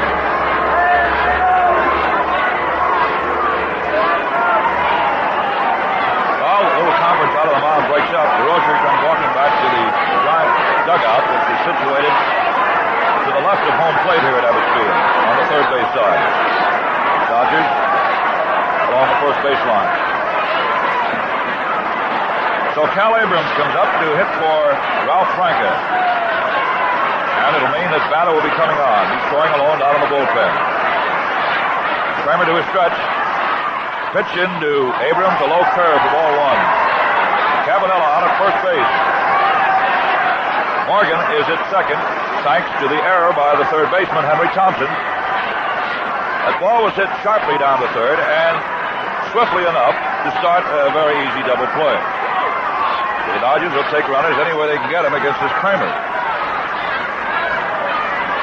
Ball one to count. Abrams, big, strong, left-hand hitter, lives right here in Flatbush. On Kramer's pitch, fastball outside, ball two. 2-0 the count. New York leading the Dodgers 5-1, and the Brooks trying to battle their way back here. The error has opened the door for them, and let's see if Abrams here now can continue on. Reese is out on deck. Nobody out. Morgan down at second. Campanella at first base. Post Cereal's your host.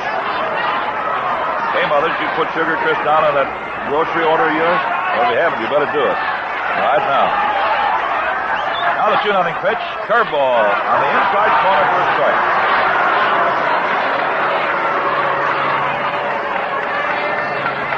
Ball two, strike one. Batter continues to throw. He wants to be ready when he comes in. Sheldon Jones, a right-hander, warming up for New York. Down along the left field line. Kramer to his stretch, stops, pitches 2-1, and Abrams swings and misses. Strike two. What a ripple. To unwind him. Ball two, strike two. Billy Cox is here with a ball club, but not in uniform. That bad back of his still kicking up on him. 2-2 count. Kramer trying to get pinch hitter Cal Abrams. Cal sets that stick. Kramer serves to him. Over. Strike three. He got him. A beacon. There's nothing more embarrassing for a pinch hitter to go up there and take call strike three. Well, DeRocher's out at the mound once again. Pee Wee Reese coming up, bringing a couple of sticks.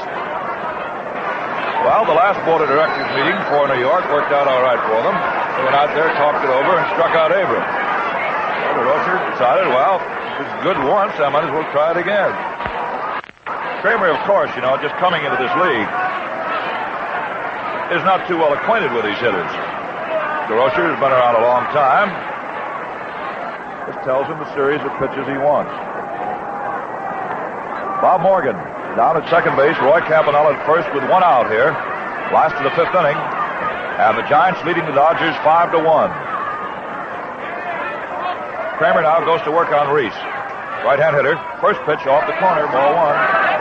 Pee-wee's having a tough time starting. He has 3 base hits out of 16 at-bats for a very low percentage of .188.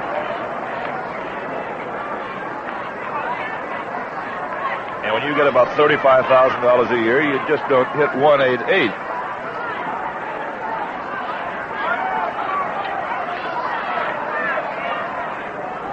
Kramer taking his time. He's in a spot here and wants to wiggle out of it. The bat is just about ready. Throwing a couple of leisurely pitches. Both runners lead away now. The pitch. Reese takes a curve outside.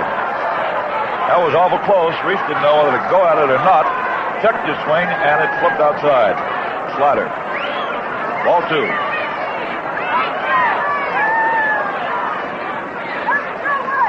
Sheldon Available Jones, as he is known to the trade. Right-hander tuning up for New York. Now the ball two, offering low outside. Ball three. The Pirates upended Cincinnati this afternoon 9-2. That's the final score. Bob Chesney's winning his first game of the year. He lost one, the opening day assignment against St. Louis. Pittsburgh 9 runs, 12 hits and an error. Cincinnati 2 runs, 8 hits and no errors. Pirates great home runs all over the place. Kramer rolls, comes down the pitch on the corner for a strike. 3-1 now on Reese, and Pee-wee takes a long look down to Milton Stock, coaching at third base, to see what they want him to do about this one.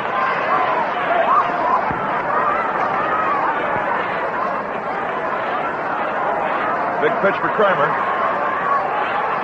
Here it is. Low outside, ball four, and they load it up.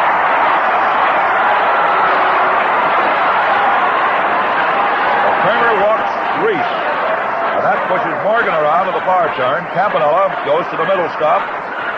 And Reese is at first base with one down here in the last half of the fifth inning. George Shuba, who's been trying to battle his way on this ball club, could endear himself to the hearts of many a Flatbush follower by nudging one right now.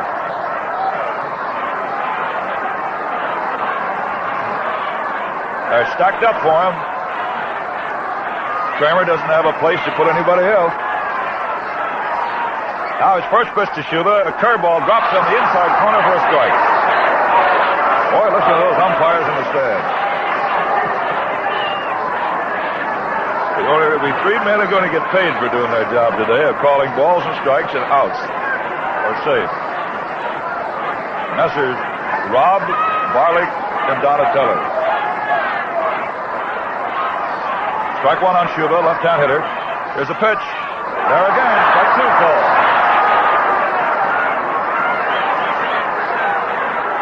Shuba is 1 for 9, getting at 111. One look ahead, Jimmy Russell, the switch hitter, is out on deck. Here's the pitch. Curves home on, and a little weak foul ball hit off first base. Harshman under it and takes it for the out. So 2 out.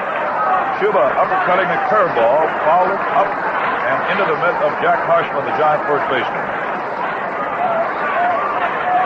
Jimmy Russell, who had a big day yesterday, having a little trouble today, hit into a double play and walked. Also had a little action in the outfield. A fly ball that he misjudged dropped in front of him for a base hit off Lockman's bat in the first inning. And then Stanky, who is not a speed merchant, picked up and moved from first to second on a fly ball that was hit to not too deep center field. Well, all of that would be forgotten. Mr. Russell can unload here. 2 out. New York 5, Brooklyn 1. Batter now. is finished up in the bullpen and is walking in towards the Dodger bench. Kramer into his windup, kicks him down the pitch outside. Ball one.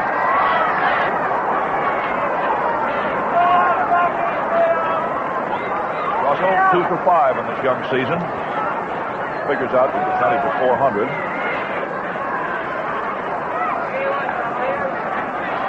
Switch hitter batting left-handed against Kramer's right-hand stump. Outfield swung way around to the right. Infield laying back. Right side very deep. Harshman and Stanky. 0-1. Kramer ready to deal off another one. Here's the pitch. High outside fastball. Ball 2. Reese at first base, Campanella at second, and Bobby Morgan at third with 2 down. That's the picture here. A nice Saturday afternoon crowd looking on. And Post Cereals sending it all your way. And friends, have you tried Sugar Crisp yet? Boy, if you haven't, you're missing a sensational breakfast treat. Talk of the country. Sugar Crisp. Another great Post cereal. Kramer throws outside, ball 3. 3-0 count on Jimmy Russell. Jackie Robinson on deck. The Dodgers have taken him any way they can get him. This, you know, the most heated rivalry in baseball. Giants and Brooklyn.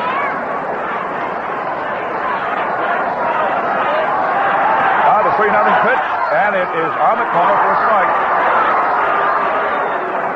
Kramer hanging on the edge out there. He's got a 4-run lead. 5-1 New York.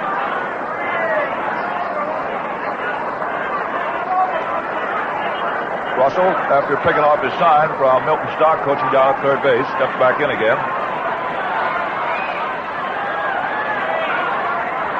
Kramer now goes into his pumping motion. The count 3-1. Here's the pitch. Quick control. Curveball dropped in there. So after 3 bad pitches, Kramer has got 2 good ones in there. One a fastball and the other a curve. They run the count all the way down, and now the merry-go-round will start. Full count. 2 out, bases loaded. They'll be off and running at Ebbets Field.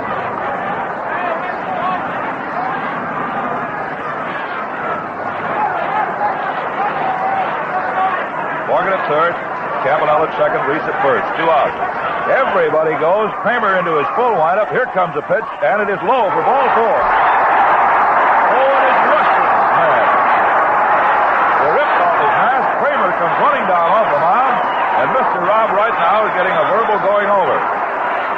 Scotty flips his mask off and walks away. Western, however, follows right along with him. So Russell walks on the 3-2 pitch to force in Morgan. Campanella comes on to third base. Reese goes to second. Russell to first. And it is now a 5-2 ball game. The Rocher goes to the mound. It's kicking away at the dirt out there. And things are hot. A 5-2 ball game the way it stands right now. Jimmy Russell just walking with a sack soaked. Forced in Morgan. And you must credit Russell with a run batted in, by the way, if you're keeping score. And brings up Jackie Robinson, the National League defending batting king. Boy, a big blow to get the Dodgers right back in this one. 5-2 New York. Kramer waddling around in trouble out there. Big Jack kicks him down a pitch way outside, ball 1.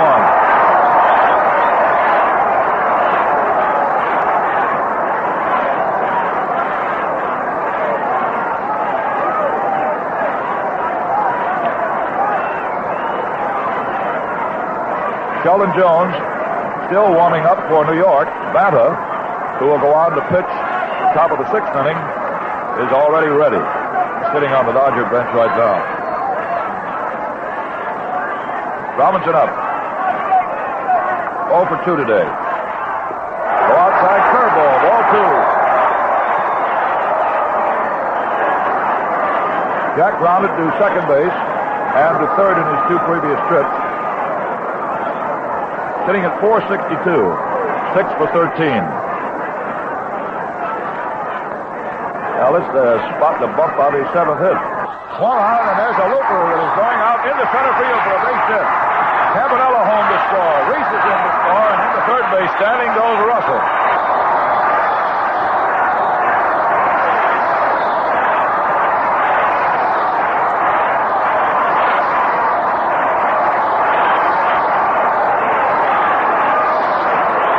So Robinson comes up with a sliced single into center field.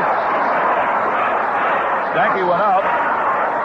He couldn't get to it. It dropped in, and then there's a ball hit on the turf of the outfield grass. It had so much spin on it that it almost went at right angles towards right center field. Like you take a good 9-iron and knock it up on the green, he goes up and growls. You mean you hope it does. So the Dodgers are right back in it. They've got 3 runs in the bank here in the last half of the 5th. Tying run is on at third base and brings up Carl Furillo. 5-4, New York. Aren't you glad you came along?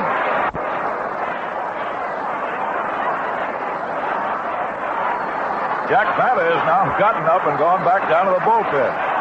He's been hot and cold. Carl Furillo up. Both times he's grounded to short. 0 for 2. Robinson down off first. There's a pitch. Swung on and missed. Carl tried a second swing, but went around. Strike 1. Jimmy Russell with a tying tally is at third base. We have another final score. Bob Elliott came up with a home run in the last half of the 8th inning to beat the Phillies 3-2. And Warren Spahn gets his second win of the year. So Elliott is a big man on the hub tonight. He can bust him. The Dodgers know. Furillo swings and reaches this one safely into right field. The base knock. Robinson makes his turn at second. Here comes a throw to third, but Jack is in standing.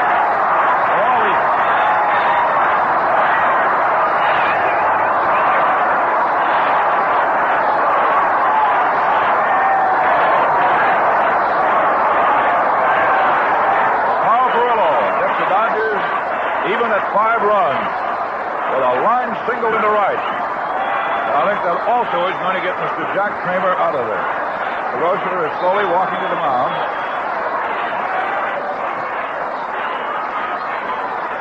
Leo, with his head bowed, his hands on his hips, walks to the mound. He hasn't pointed out to the bullpen yet. He wants to give Jones a chance to throw about 3 more warm-up pitches. And now there's the motion to the left field bullpen. Mr. Sheldon Jones, you're available for duty. Jones is out. Now he's officially in the ball game.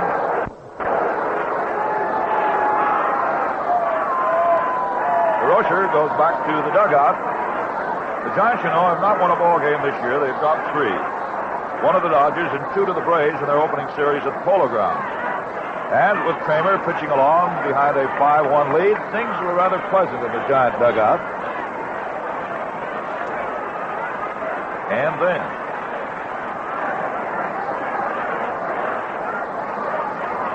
Jones is tuning up out there in the hill. I'll tell you a little bit about him. Jones in 42 ball games last year with New York won 15 and lost 12. He had an earned run average of 3.35. He was born out in Tecumseh, Nebraska. Now makes his home at York, Nebraska. 6-footer, about 180 pounds, right-hander. This is his first relief job of the year. Started a ball game and lost it.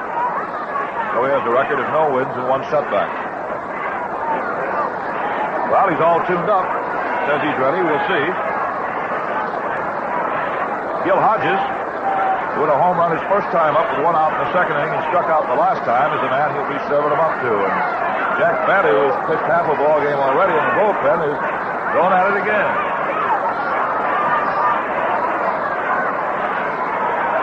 All these days in Brooklyn. Both Serials happy to be sending you this scorcher. 5-5 tie in the last half of the 5th inning. Ball game 2 hours and 15 minutes old. Outfield deep and around to the left as Big Hodges comes up. Robinson down off third base. Furillo off at first. Now the pitch. Swung on and fouled back. The The Dodgers have their two running champions out there. It's a good spot for a double stealer. They want to work it that way. But they got a good hitter up there, too. Well, if you're a manager, what would you do? 2 out. If I was a manager, I'd look for my paycheck every month and be happy.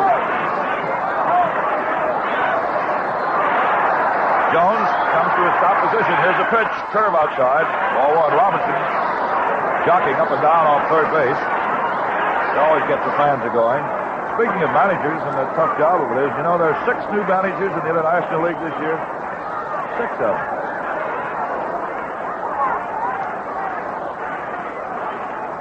Hodges, big, strong Hoosier. Robinson jumping off third. The pitch way outside. Gets away from Weston. No advance, however. Ball 2, strike 1. Last half of the 5th inning. The Dodgers with 4 runs have tied the ball game. 5-5.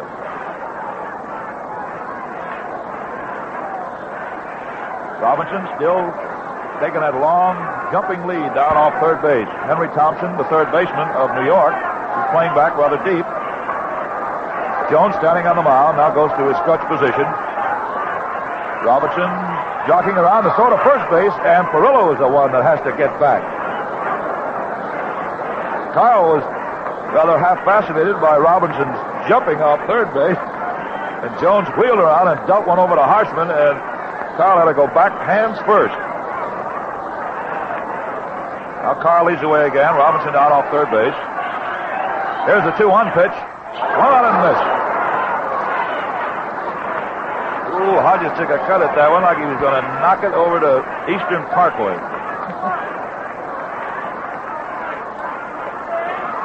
Ball 2, strike 2. Those of you around the country, Eastern Parkway is about 4 blocks from here.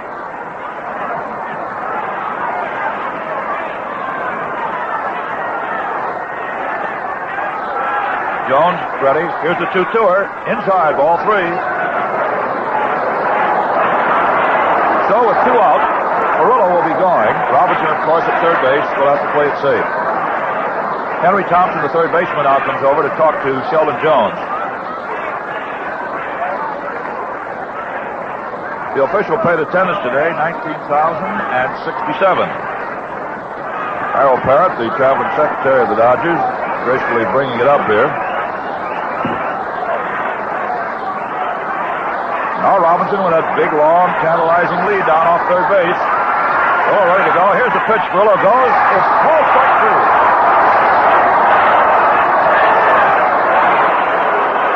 Well, the Dodgers get even with 4 big tallies on 1, 2, 3 base hits.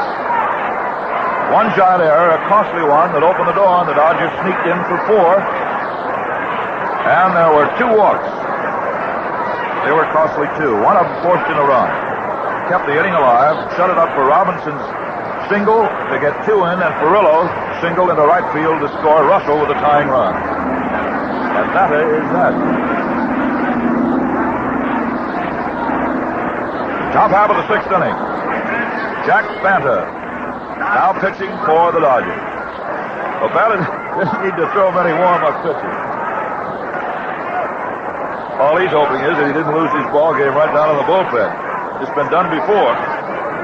It's like the old gag they used to tell on Bill Terry in the last game of the World Series when he had Carl Hubble down in the bullpen and never used him. They lost the ball game. The question was, what were they saving Hubble for? Certainly not the senior prom. The first pitch now to the big first baseman, Jack Harshman, is outside, ball 1. Banta, you know, who was a hero on the last day at Philadelphia last year, coming out in relief after Big Newcomb had blown a 5-run lead. Banta went on to pitch the Dodgers to a 9-7 win and the pennant. Gets his curveball over the outside corner for a strike. Banta had a little teeth trouble, too, this year. Had to have a couple impacted wisdom teeth pulled, and I think he's got 1 more to come. Curve high outside, ball 2. And he had the aches and the pains. Didn't do much work down at Dodger Town at Vero Beach. Slowly had to work himself into shape, and he's all right now. Kicks come down, the pitch flung on and fouled away over near the Dodger bat rack. Post cereals. Your host today, friends. Harshman, Westrom, and Jones will be coming up in that order. Nobody's showing down in the New York bullpen. That'll be the order. Outfield shifted around to the right. Curveball that ticks Harshman's bat and then skips behind. 2-2. All two, strike two.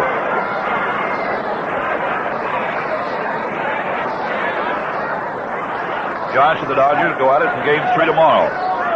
We'll be here. Swing and a miss for strike 3. Chased a fastball that was hopping. So the second time Harshman is struck out. Rocher has been alternating Harshman and LaFeta at first base during spring training in Phoenix, and on their swing through the country and back to the Polo Grounds. And with Harshman a waving like that, Mr. LaFeta may get a chance. Western, the catcher, up. Looks at a curveball over for a strike. Santa has a very deceptive sidearm wheeling delivery. He really crossbar you. Curveball, sharply breaking outside, ball one. Clarence Podbelan, who won his first start in the major leagues down at Philadelphia the other day, is throwing down in the bullpen now. Curve swung out and fouled back up over our heads. Santa was in 48 ball games with Brooklyn last year, won 10 and lost 6.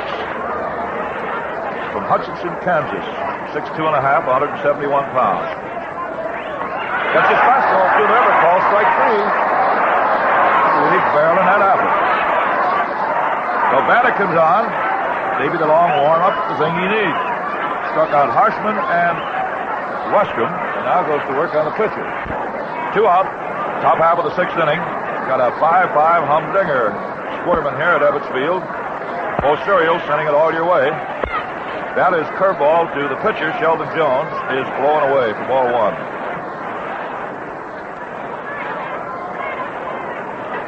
Campanella back at the plate, handling Big Jack. Fastball gets in there for a called strike. 1-1. That's a tough right field right now. Sun dropping down back of the stands. Frillo's got his sunglasses on, you can bet. Another curve, it's through there. Ball one, strike 2. Chicago Cubs came up with 5 runs in the last half of the 5th inning against the Cardinals. And lead 6-4. And that's all right for the Dodgers. Another curveball low inside, ball 2. When a pitcher pitches to a pitcher, it's curve, curve, curve. And that's all that Jack has been showing up here to Sheldon Jones. Now the 2-2 pitch. Here it is. Swung on and foul. Right up and over our heads. We were ready to move.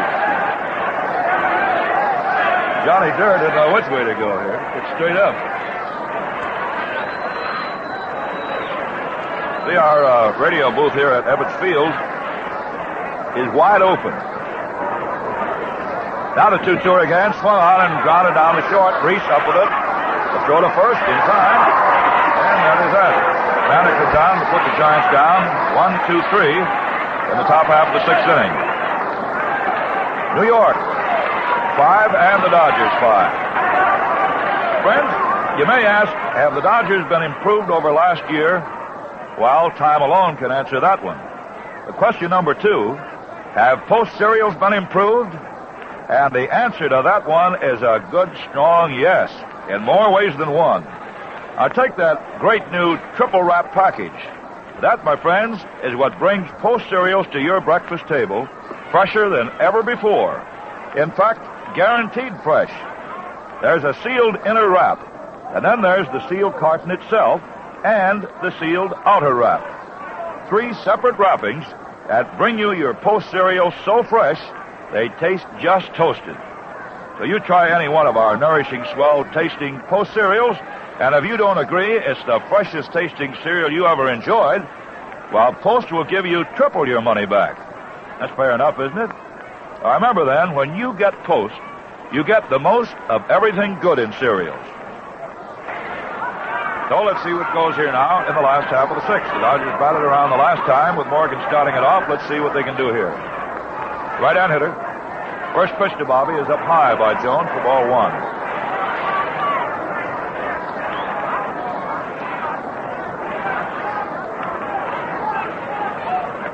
Jones into his windup. Kicks, come down with another one, and down goes Morgan. Going up around the peak of his cap. Bobby's really been the jack in the box for the Dodgers. He was up and down at Philadelphia. And boy, was he moaning coming back in the bus to the hotel the other night. When Big Hodges got up and slammed a home run on the left field seats, Morgan came up, the next man, and they low-bridged him. He said, what kind of a game is this? Hodges hits the home run, and I take the rap for it. Pitch is way outside for ball 3. Jones comes down again, and Morgan has to almost squat again. Ball 4. High upstairs.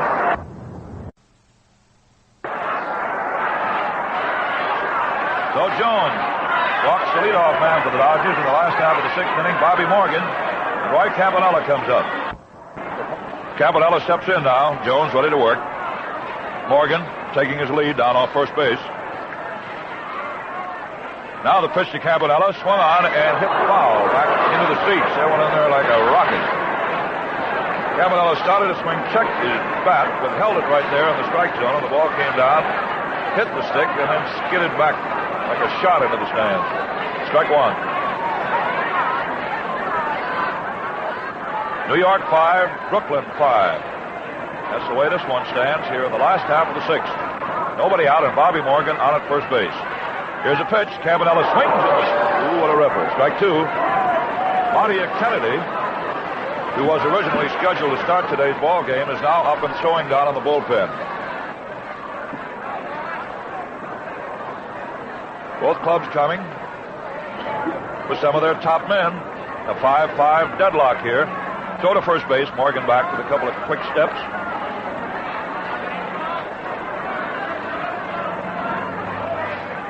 Jones holding a stretch. Pitches into Roy, and it's high inside, and Roy has to get down and away from it. Ball 1, strike 2. Campanella, right-hand swinger. Got that big power. 3 for 9. He's hit 1 home run. Now the pitch to Roy. He checks his swing on a curveball that dropped low outside.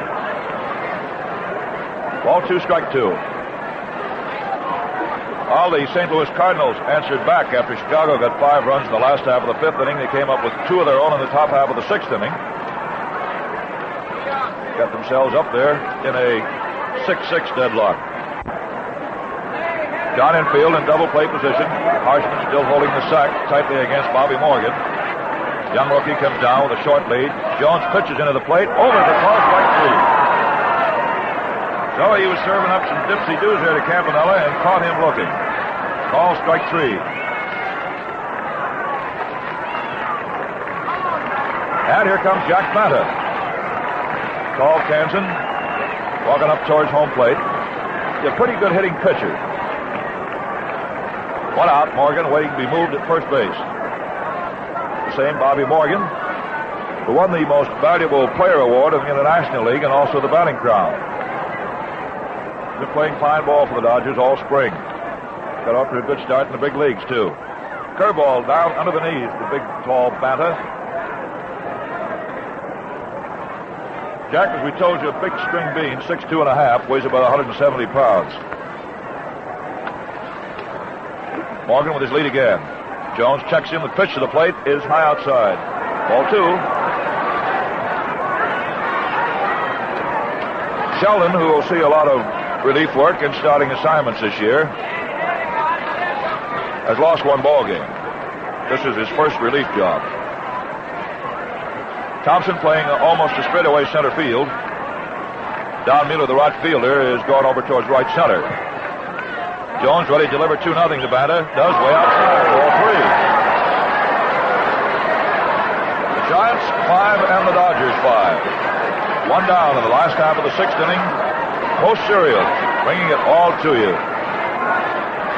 And Mother, don't forget Sugar Crisp, the new cereal sensation. Another fine post cereal. Banta, with the count his way 3-0, will be taking.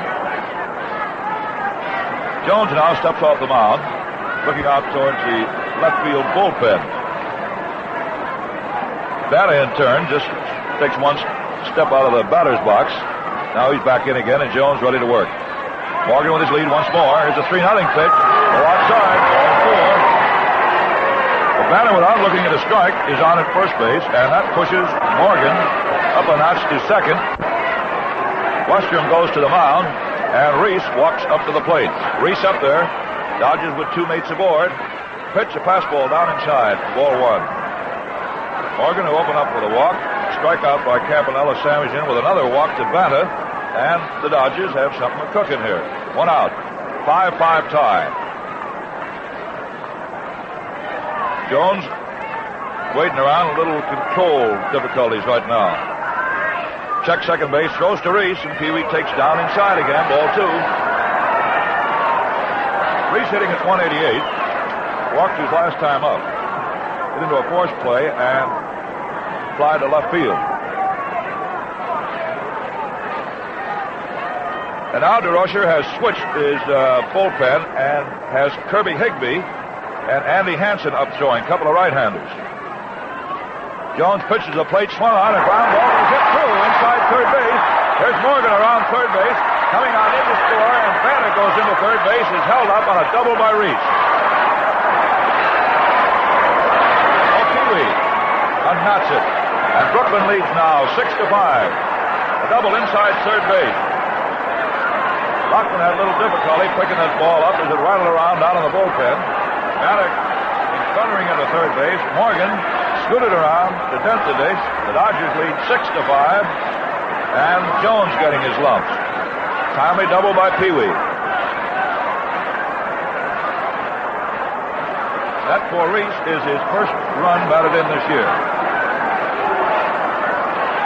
George Schuba going to get an intentional pass. Well, they're pitching wide to him. Ball 2. First base is open, so they'll load him up with 1 out.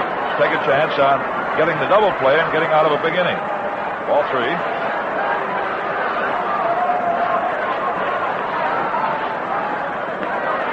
And ball 4, go ahead.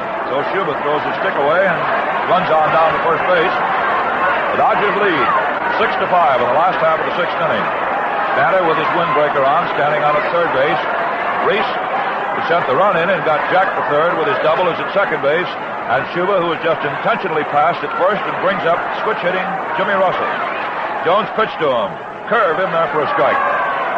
1 out. The Giant inner defense now, laying back. Looking for that double play ball if they can get it. The Dodgers leading 6-5. 1 out, last of the 6th. Jones pitch, curveball, up tight against the letters. Ball 1. Ball 1, strike 1. Boy, this has been a humdinger. Seesaw, up and down, hammer and tongs all afternoon. Jones throws a curve, swung on and dribbled down along the first baseline. Harshman up with it, close to the plate, in time for the fourth play on Banta. Everybody else moves up 1. Reese coming on to third, Schuba going into second with a slide, and on at first base is Jimmy Russell. Dribbler to Harshman, who made the right play. He came to the plate and got the force, and Robinson, who came up with a big base hit the last time up, gets a big hand as he goes moving in again with the bases loaded again. 6-5. Favor the Dodgers. 2 out here in the last of the 6th inning.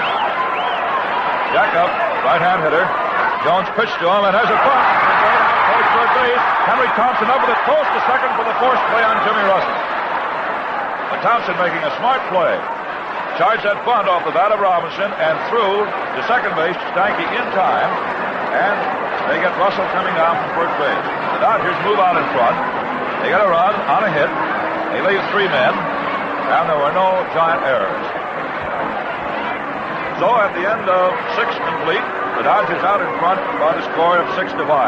Now once again for Post Cereals, here's the old redhead, Red Bog. Thank you, Connie. You've been sort of busy, haven't you? Oh, quite a day, quite a day. Well, for all you folks around the country, here we go into the 7th inning. Ed Stanky takes inside for ball 1. Maybe you don't know how the Dodgers and the Giants play. Now you're beginning to find out. This is a pretty good sample. They just play all day and half the night. Of course, under the league rules, they can turn the lights on, keep on going. Pitch over for a call strike. 1 ball and 1 strike. Stanky first up in the 7th. Jack Banta, the third of Brooklyn's pitchers, and it's up to Banta to win or lose the game. Brooklyn ahead 6-5. Stanky swings, lines it over third, onto left field, in for a base hit. Schuber blocks the ball, then has to get away from him. Stanky, however, holds up at first, realizes he can't go to second, so it's just the hit. Stanky is single out into left field, and the tying run is thus put on immediately by the Giants. Stanky's on for the third time today. 2 walks and a base hit. 6-5 Brooklyn. Whitey Lockman stepping in and looks down to the third base coaching box where the MGR DeRocher is. Gets the orders whether to bunt, what to do. Clarence Potbelan, young rookie right-hander, who won the second game of the season for the Dodgers, is in the bullpen. Lockman swings, a line drive. Hodges grabs his steps on first base for an immediate double play.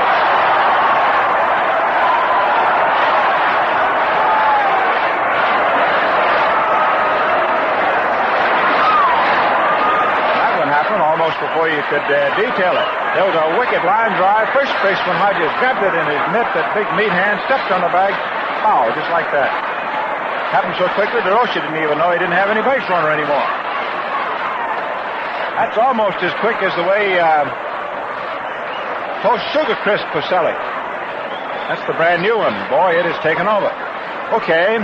Here we go now with third baseman Henry Thompson, who made the key error back in Brooklyn's 4-run fifth inning. Left-hand hitter. Takes a curve low inside, ball 1. Second double play in the game for the Dodgers and their 4th of the year. Hodges, unassisted on the line drive, first baseman. There's a high drive hit deep out toward right center field. It's going way back out there. It is over into Bedford Avenue for a big home run. And it's a brand new ball game, and Henry Thompson knocks it, and to his home will be sent a case of Sugar Crisp. Oh, he hit it high over that 40-foot screen in right center field. So she's all even at 7-7. Just give Thompson a run for a perfect day. He'd had a single and 2 walks, and now he has his home run. And this gives Henry 5 hits out of 10 at-bats. It's his 4th run batted in and 3rd home run of the season. He's leading the Giants in the extra bases. Don Mueller up. Batter's pitch is a curve over for a call strike. Brand new ball game. Big home run by Henry Thompson. He got it. As a ball hit down the right field corner, Perello goes over, jumps and makes a one-handed catch at the base of the concrete wall. And the Giants really hit Battle very hard to only come out of there with just 1 run. Everybody up there hit that ball. Double play broke the back of it. 1 run, 2 hits.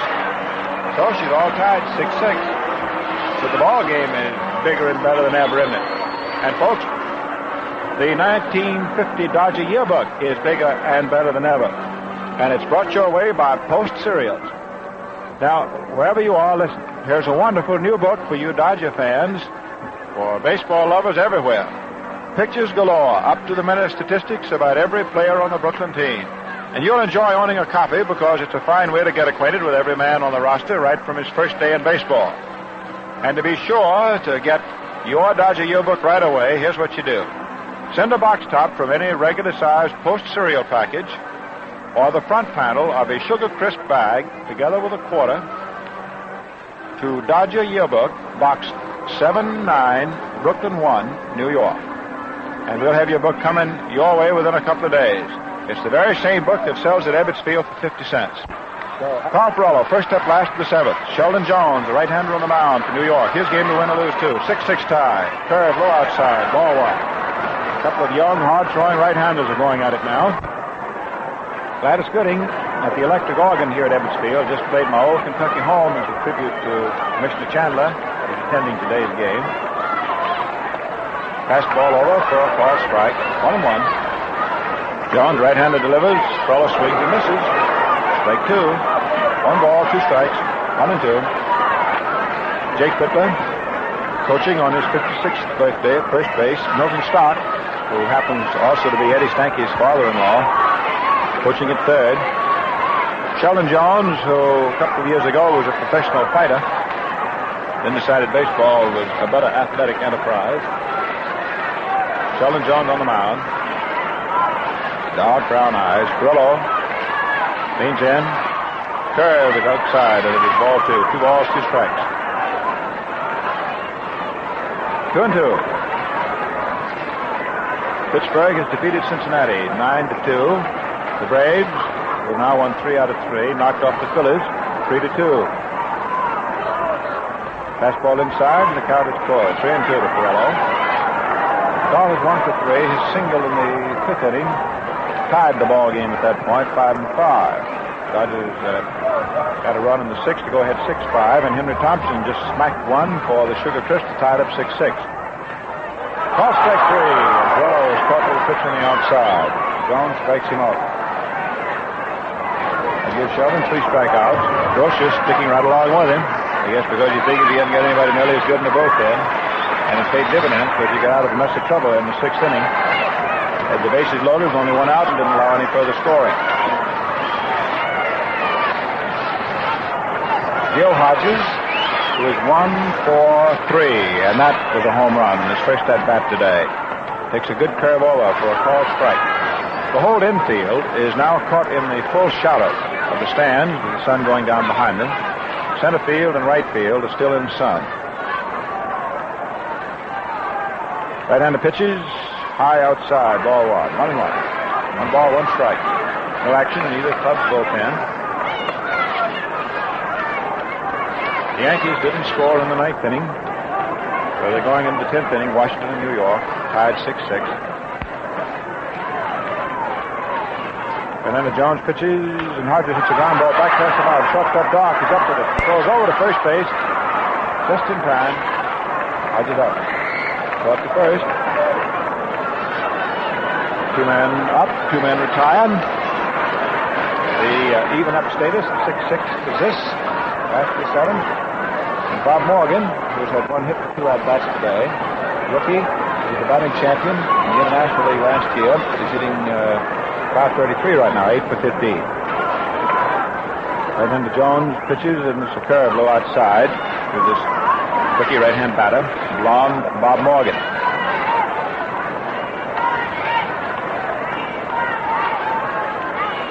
Infield is back. Curve is good. 1-1. 1 ball, 1 strike.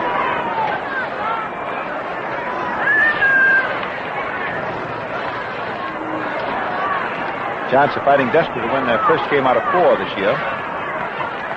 Morgan takes a curve outside, ball 2. Dodgers fighting just as grimly to make it 3 straight victories for them. They lost opening day at Philadelphia. There is no quarter asked, and there's certainly none given when these 2 clubs lock horns, I'll tell you that. 2-1 pitch. Fastball is good at the knees for call strike 2. 2-2.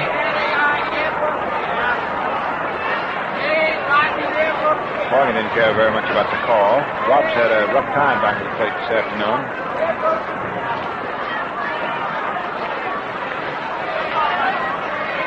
Two and two.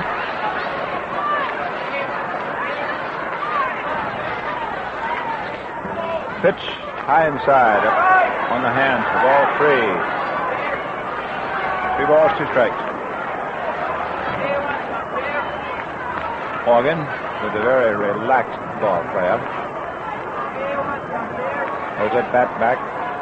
So the cat-like stillness. The pitch is strike 3 call right on the outside. So Jones nicked him. Puts the Dodgers down in order, 1, 2, 3 in the last half of the 7th inning. That's 4 strikeouts for Sheldon, A for able or available Jones. And here we go into the 8th inning. The center fielder Bobby Thompson pushed up for the Giants, taking batter's curve for a called strike. Curveball swung on, and there's a high fly in the short center. Russell coming in. He's under it. And he's got it.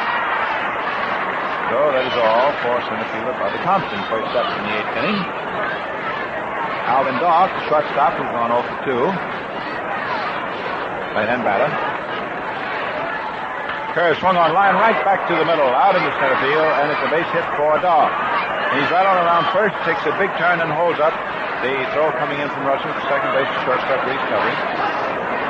The Dock comes up with his first hit of the day. Single into center. Rookie Jack Hoshman, tall, slender, left-hand hitting first baseman, is now up to New York, hitting 7th on the batting card. Batter in the stop position. Delivers. There's a ball hit high out into right center field. Russell, the center fielder, getting under it. Doc tagging up at first. There's the catch. And Doc stops at second and holds on. Russell is losing time getting that ball to second this time. Stanky got the jump on him and went in there, if you recall, after a ball had been caught in the third inning. So 2 men are gone in the eighth. And catcher Weston comes up. Weston, right-hand hitter. Takes a cut of the curve, hits it down toward third. Morgan up with it on a big bound. Throws to first, in time, and a call for Weston. Ball for the Giants, top of the eighth inning. No runs, 1 hit. And it still remains locked at 6-6.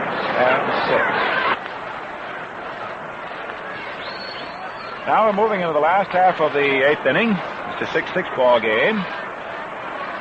Jones on the mound for the Giants. Clarence Pudbeelen, right-hander in the bullpen for the Dodgers. Campanella up hitting eighth. Batter is supposed to hit next, but maybe a pinch hitter. To see. Throw. Curveball right over for a called strike. Manager Shotton, of course, will not make up his mind whether he wishes to hit for batter or not. We'll see what happens to Campanella. Pitch is high inside. All right. 1-1. Curve low outside to Roy. Ball 2. Weston caught all the way. Harshman at first base. Stanky at second. Doc at short. And the third baseman, Henry Thompson, who's becoming quite a ball player for the Giants. Left field, Whitey Lockman. In center, Bobby Thompson. And the right fielder is Don Mueller. 2-1 pitch. Fastball through there, and it's 2-2. 2 balls, 2 strikes.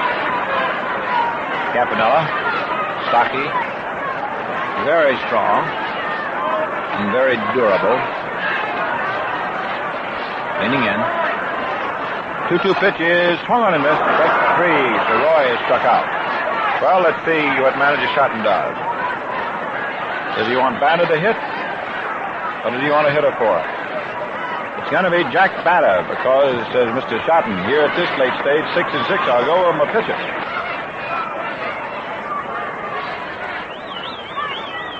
Hatfield step back in the left. Batter, left-hand hitter. Ground ball hit down to first base. Juggled by Harshman. Picked up. He can't pick it up. Harshman can't come up with the ball, and he's charged with an error. The second giant error of the day, and Batter is on first base with a boot. Batter got it on live. He was walked in the 6th inning, you'll recall. Now he gets on through the error of young Jack Harshman. Pee Wee Reese up. Jack Batter on it first, a 6-6 tie. Just how long the game goes depends a lot, of course, on what Brooklyn does here in the last of the 8th inning. Man, these ball games just as tough as taxes, you know it. Whoa! High inside, gets up the catcher's glove, down the second goes Batter. And Pee Wee dropped to get out of the way of a high inside fastball, and Weston couldn't come up with it. Charged a wild pitch, and Batter, the possible winning run, goes to second base. Now Jones ready to pitch. Pee Wee cuts as a high pop fly into short left field. Shortstop Doc is out under it. And he grabs it for out number 2, and Batter stays put at second base, where he reaches by a series of a combination of an error and a wild pitch. So Reese pops up to short, and George Schubert gets another opportunity. George has not been hitting, and if he's not careful, he's going to be Schubert to the bench and Gene Hermansky back in left field. Schubert has 1 hit for 10. He has not looked completely sure in left field. In other words, he's been quite tense. He had a big opportunity, if you'll recall, in the 5th inning with the bases loaded and 1 out, and he fouled out to the first baseman. He's 0 for 2 today. Left-hand batter, outfield toward right. Jones pitches, curve, low outside for ball 1. This could be quite a pivotal at-bat for Schubert. Of course, it may be that he won't get anything too good to hit at with first base open. However, Jim Russell, who follows, I think the Giants regard as a more dangerous hitter, so I expect they'll be pitching to George. However, we'll soon know. Things sort of quiet for a second, but they do not remain quiescent very long around Ebbets Field here in Flatbush. The manager and the jam go out to the pitcher and get him on the mound and say, now listen, you know who's up there hitting, don't you? All right, now listen. Don't walk, but don't give him anything good to swing on. That's what Fitzsimmons says McGraw used to send word out about. Swung on, a line drive hit past first base, into the right field corner for a base hit. There's Batter around third. He's coming on in to score. Schubert comes into second base and holds up with a double. And it was a pivotal at bat all the way around. And Brooklyn is out 7-6. 13th run of the game. So Schubert doubles inside first. That's in a run, his first run of the year. And Jack Battle, who got on to the error, scores. That's the 7th run for the Dodgers, and I know DeRocha must be raging because of the 7 Brooklyn runs, only 2 are to be scored as earned. The other 5 are unearned. Now the batter is the switch hitter, Jim Russell. Andy Hansen, tall young right-hander from Lake Worth, Florida, is in the bullpen now for the Giants. The Chicago Cubs came up with a run in the last half of the 9th inning and beat the St. Louis Cardinals for the second straight time, 7-6, and the Cardinals have now lost their last 4 ball games. Pitch, fastball high inside, ball 1. 1-0 pitch, swung on and fouled back. 1-0. The Cubs have beaten the Cardinals 7-6. Paulette, who came on in the 8th inning, is the losing pitcher for St. Louis. The Braves knock off the Phillies 3-2, and the Pirates beat the Reds 9-2. And Washington has just beaten the Yankees in the 10th inning, 7-6. In 7-6 Brooklyn, Russell cuts, fouls it back, and it's a ball and 2 strikes. So things are rapidly coming to a rather dramatic denouement all over the baseball picture this afternoon. Washington hangs on and knocks off the Yankees 7-6 in 10 innings. At the end of 10 and a half innings, it's a 5-5 tie between the Red Sox and the Athletics. Detroit has just beaten Chicago 5-0. Hootman pitches the shutout. Russell takes ball, strike 3, kicks about it, that's all, and so ends the last half of the 8th inning here at Brooklyn. That's the 5th strikeout for Jones, and it's a run for the Dodgers on a hit. 1 giant error, which again was decisive. So the Giants are coming into the top of the 9th. The run behind is Brooklyn leads 7-6. Pete Milne, rookie left-hand hitting outfielder, is going to hit for Sheldon Jones to start the 9th inning, and Jack Batter on the mound for Brooklyn delivers a call strike. Fastball on the outside. Batter works. Milne hits a curveball down to first. Up with his Hodges, runs over to the bag. He's there for the out. 1 out. So Milne, hitting for Jones, is retired, commencing the 9th inning. Dodgers 7. Giants 6. Top of the order, Ed Stanky. Stanky crouches, right-hand hitter. Swings as a fly ball hit back into center field. Russell going back, still going back, turns, makes the catch.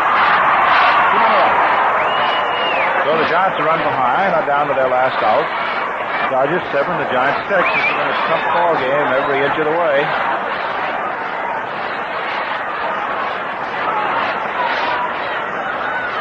Whitey Lockman,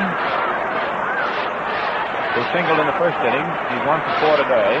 Hit that whistling line drive, and Hodges, with those fine hands of his, turned it into an immediate double play in the 7th inning. Lockman hitting at .316, 6 for 19.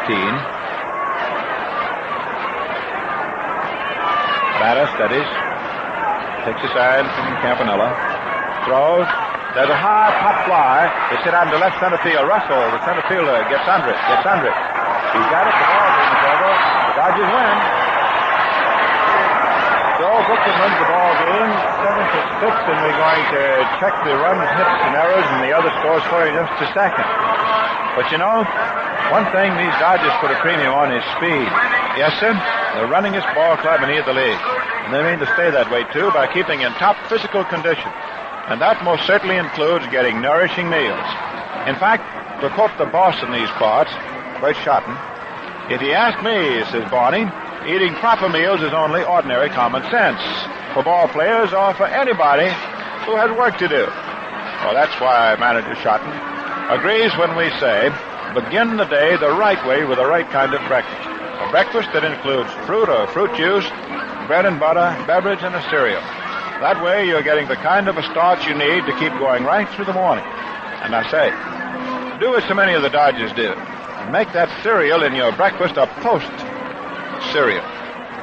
Because there is good, solid nourishment in every one of these great P-O-S-T post cereals. Remember that you get the most when you get Post. For the Dodgers today, their third straight win, 7 runs on 7 hits and no errors. And for the Giants, 6 runs, 8 hits, and 2 errors. And those 2 errors made possible 5 unearned runs as they are technically scored. The winning pitcher is Jack Bannett, his first decision of the year. The losing pitcher is, of course, Jones, who now hasn't won and has lost 2. And for the Giants, this gives them an 0-for-4 record for the season, which, of course, is very tough for the Polo Grounders and for DeRocha. For the Dodgers, after losing opening day, this is their third straight success. Now, very quickly around the post scoreboard. In the National League, everything else is complete. The Cubs beat the Cardinals 7-6 with a run in the last of the 9th inning. Boston, with Elliott hitting a home run in the 8th with 1 on, beat the Phillies 3-2. And Pittsburgh had an easy time knocking off Cincinnati 9-2. In the American League, Washington defeated the Yankees in the 10th inning 7-6. Detroit had Art Hootman pitch a shutout and knock off Chicago 5-0. At the end of 3.5 innings, it is Cleveland over the St. Louis Browns 5-1. And in the Boston Athletic game, they've gone into the 11th inning tied at 5-5. So, friends, that is that. And we hope that you have enjoyed being with us Saturday afternoon at Brooklyn. Boy, it's quite a place. So, for you folks all around the country on the network, join us again the next Saturday. The Dodgers are at Ebbets Field. And, of course, for the folks in New York, as the broadcast goes on 7 days a week, we'll be in business at the same old stand at 2 o'clock tomorrow. Connie Desmond and Ben Scully and the old redhead, Red Barber, will be on hand to be bringing you the game between the Dodgers and the Giants. It's been fun handing you out this one for Post cereals, and we certainly hope you've enjoyed it.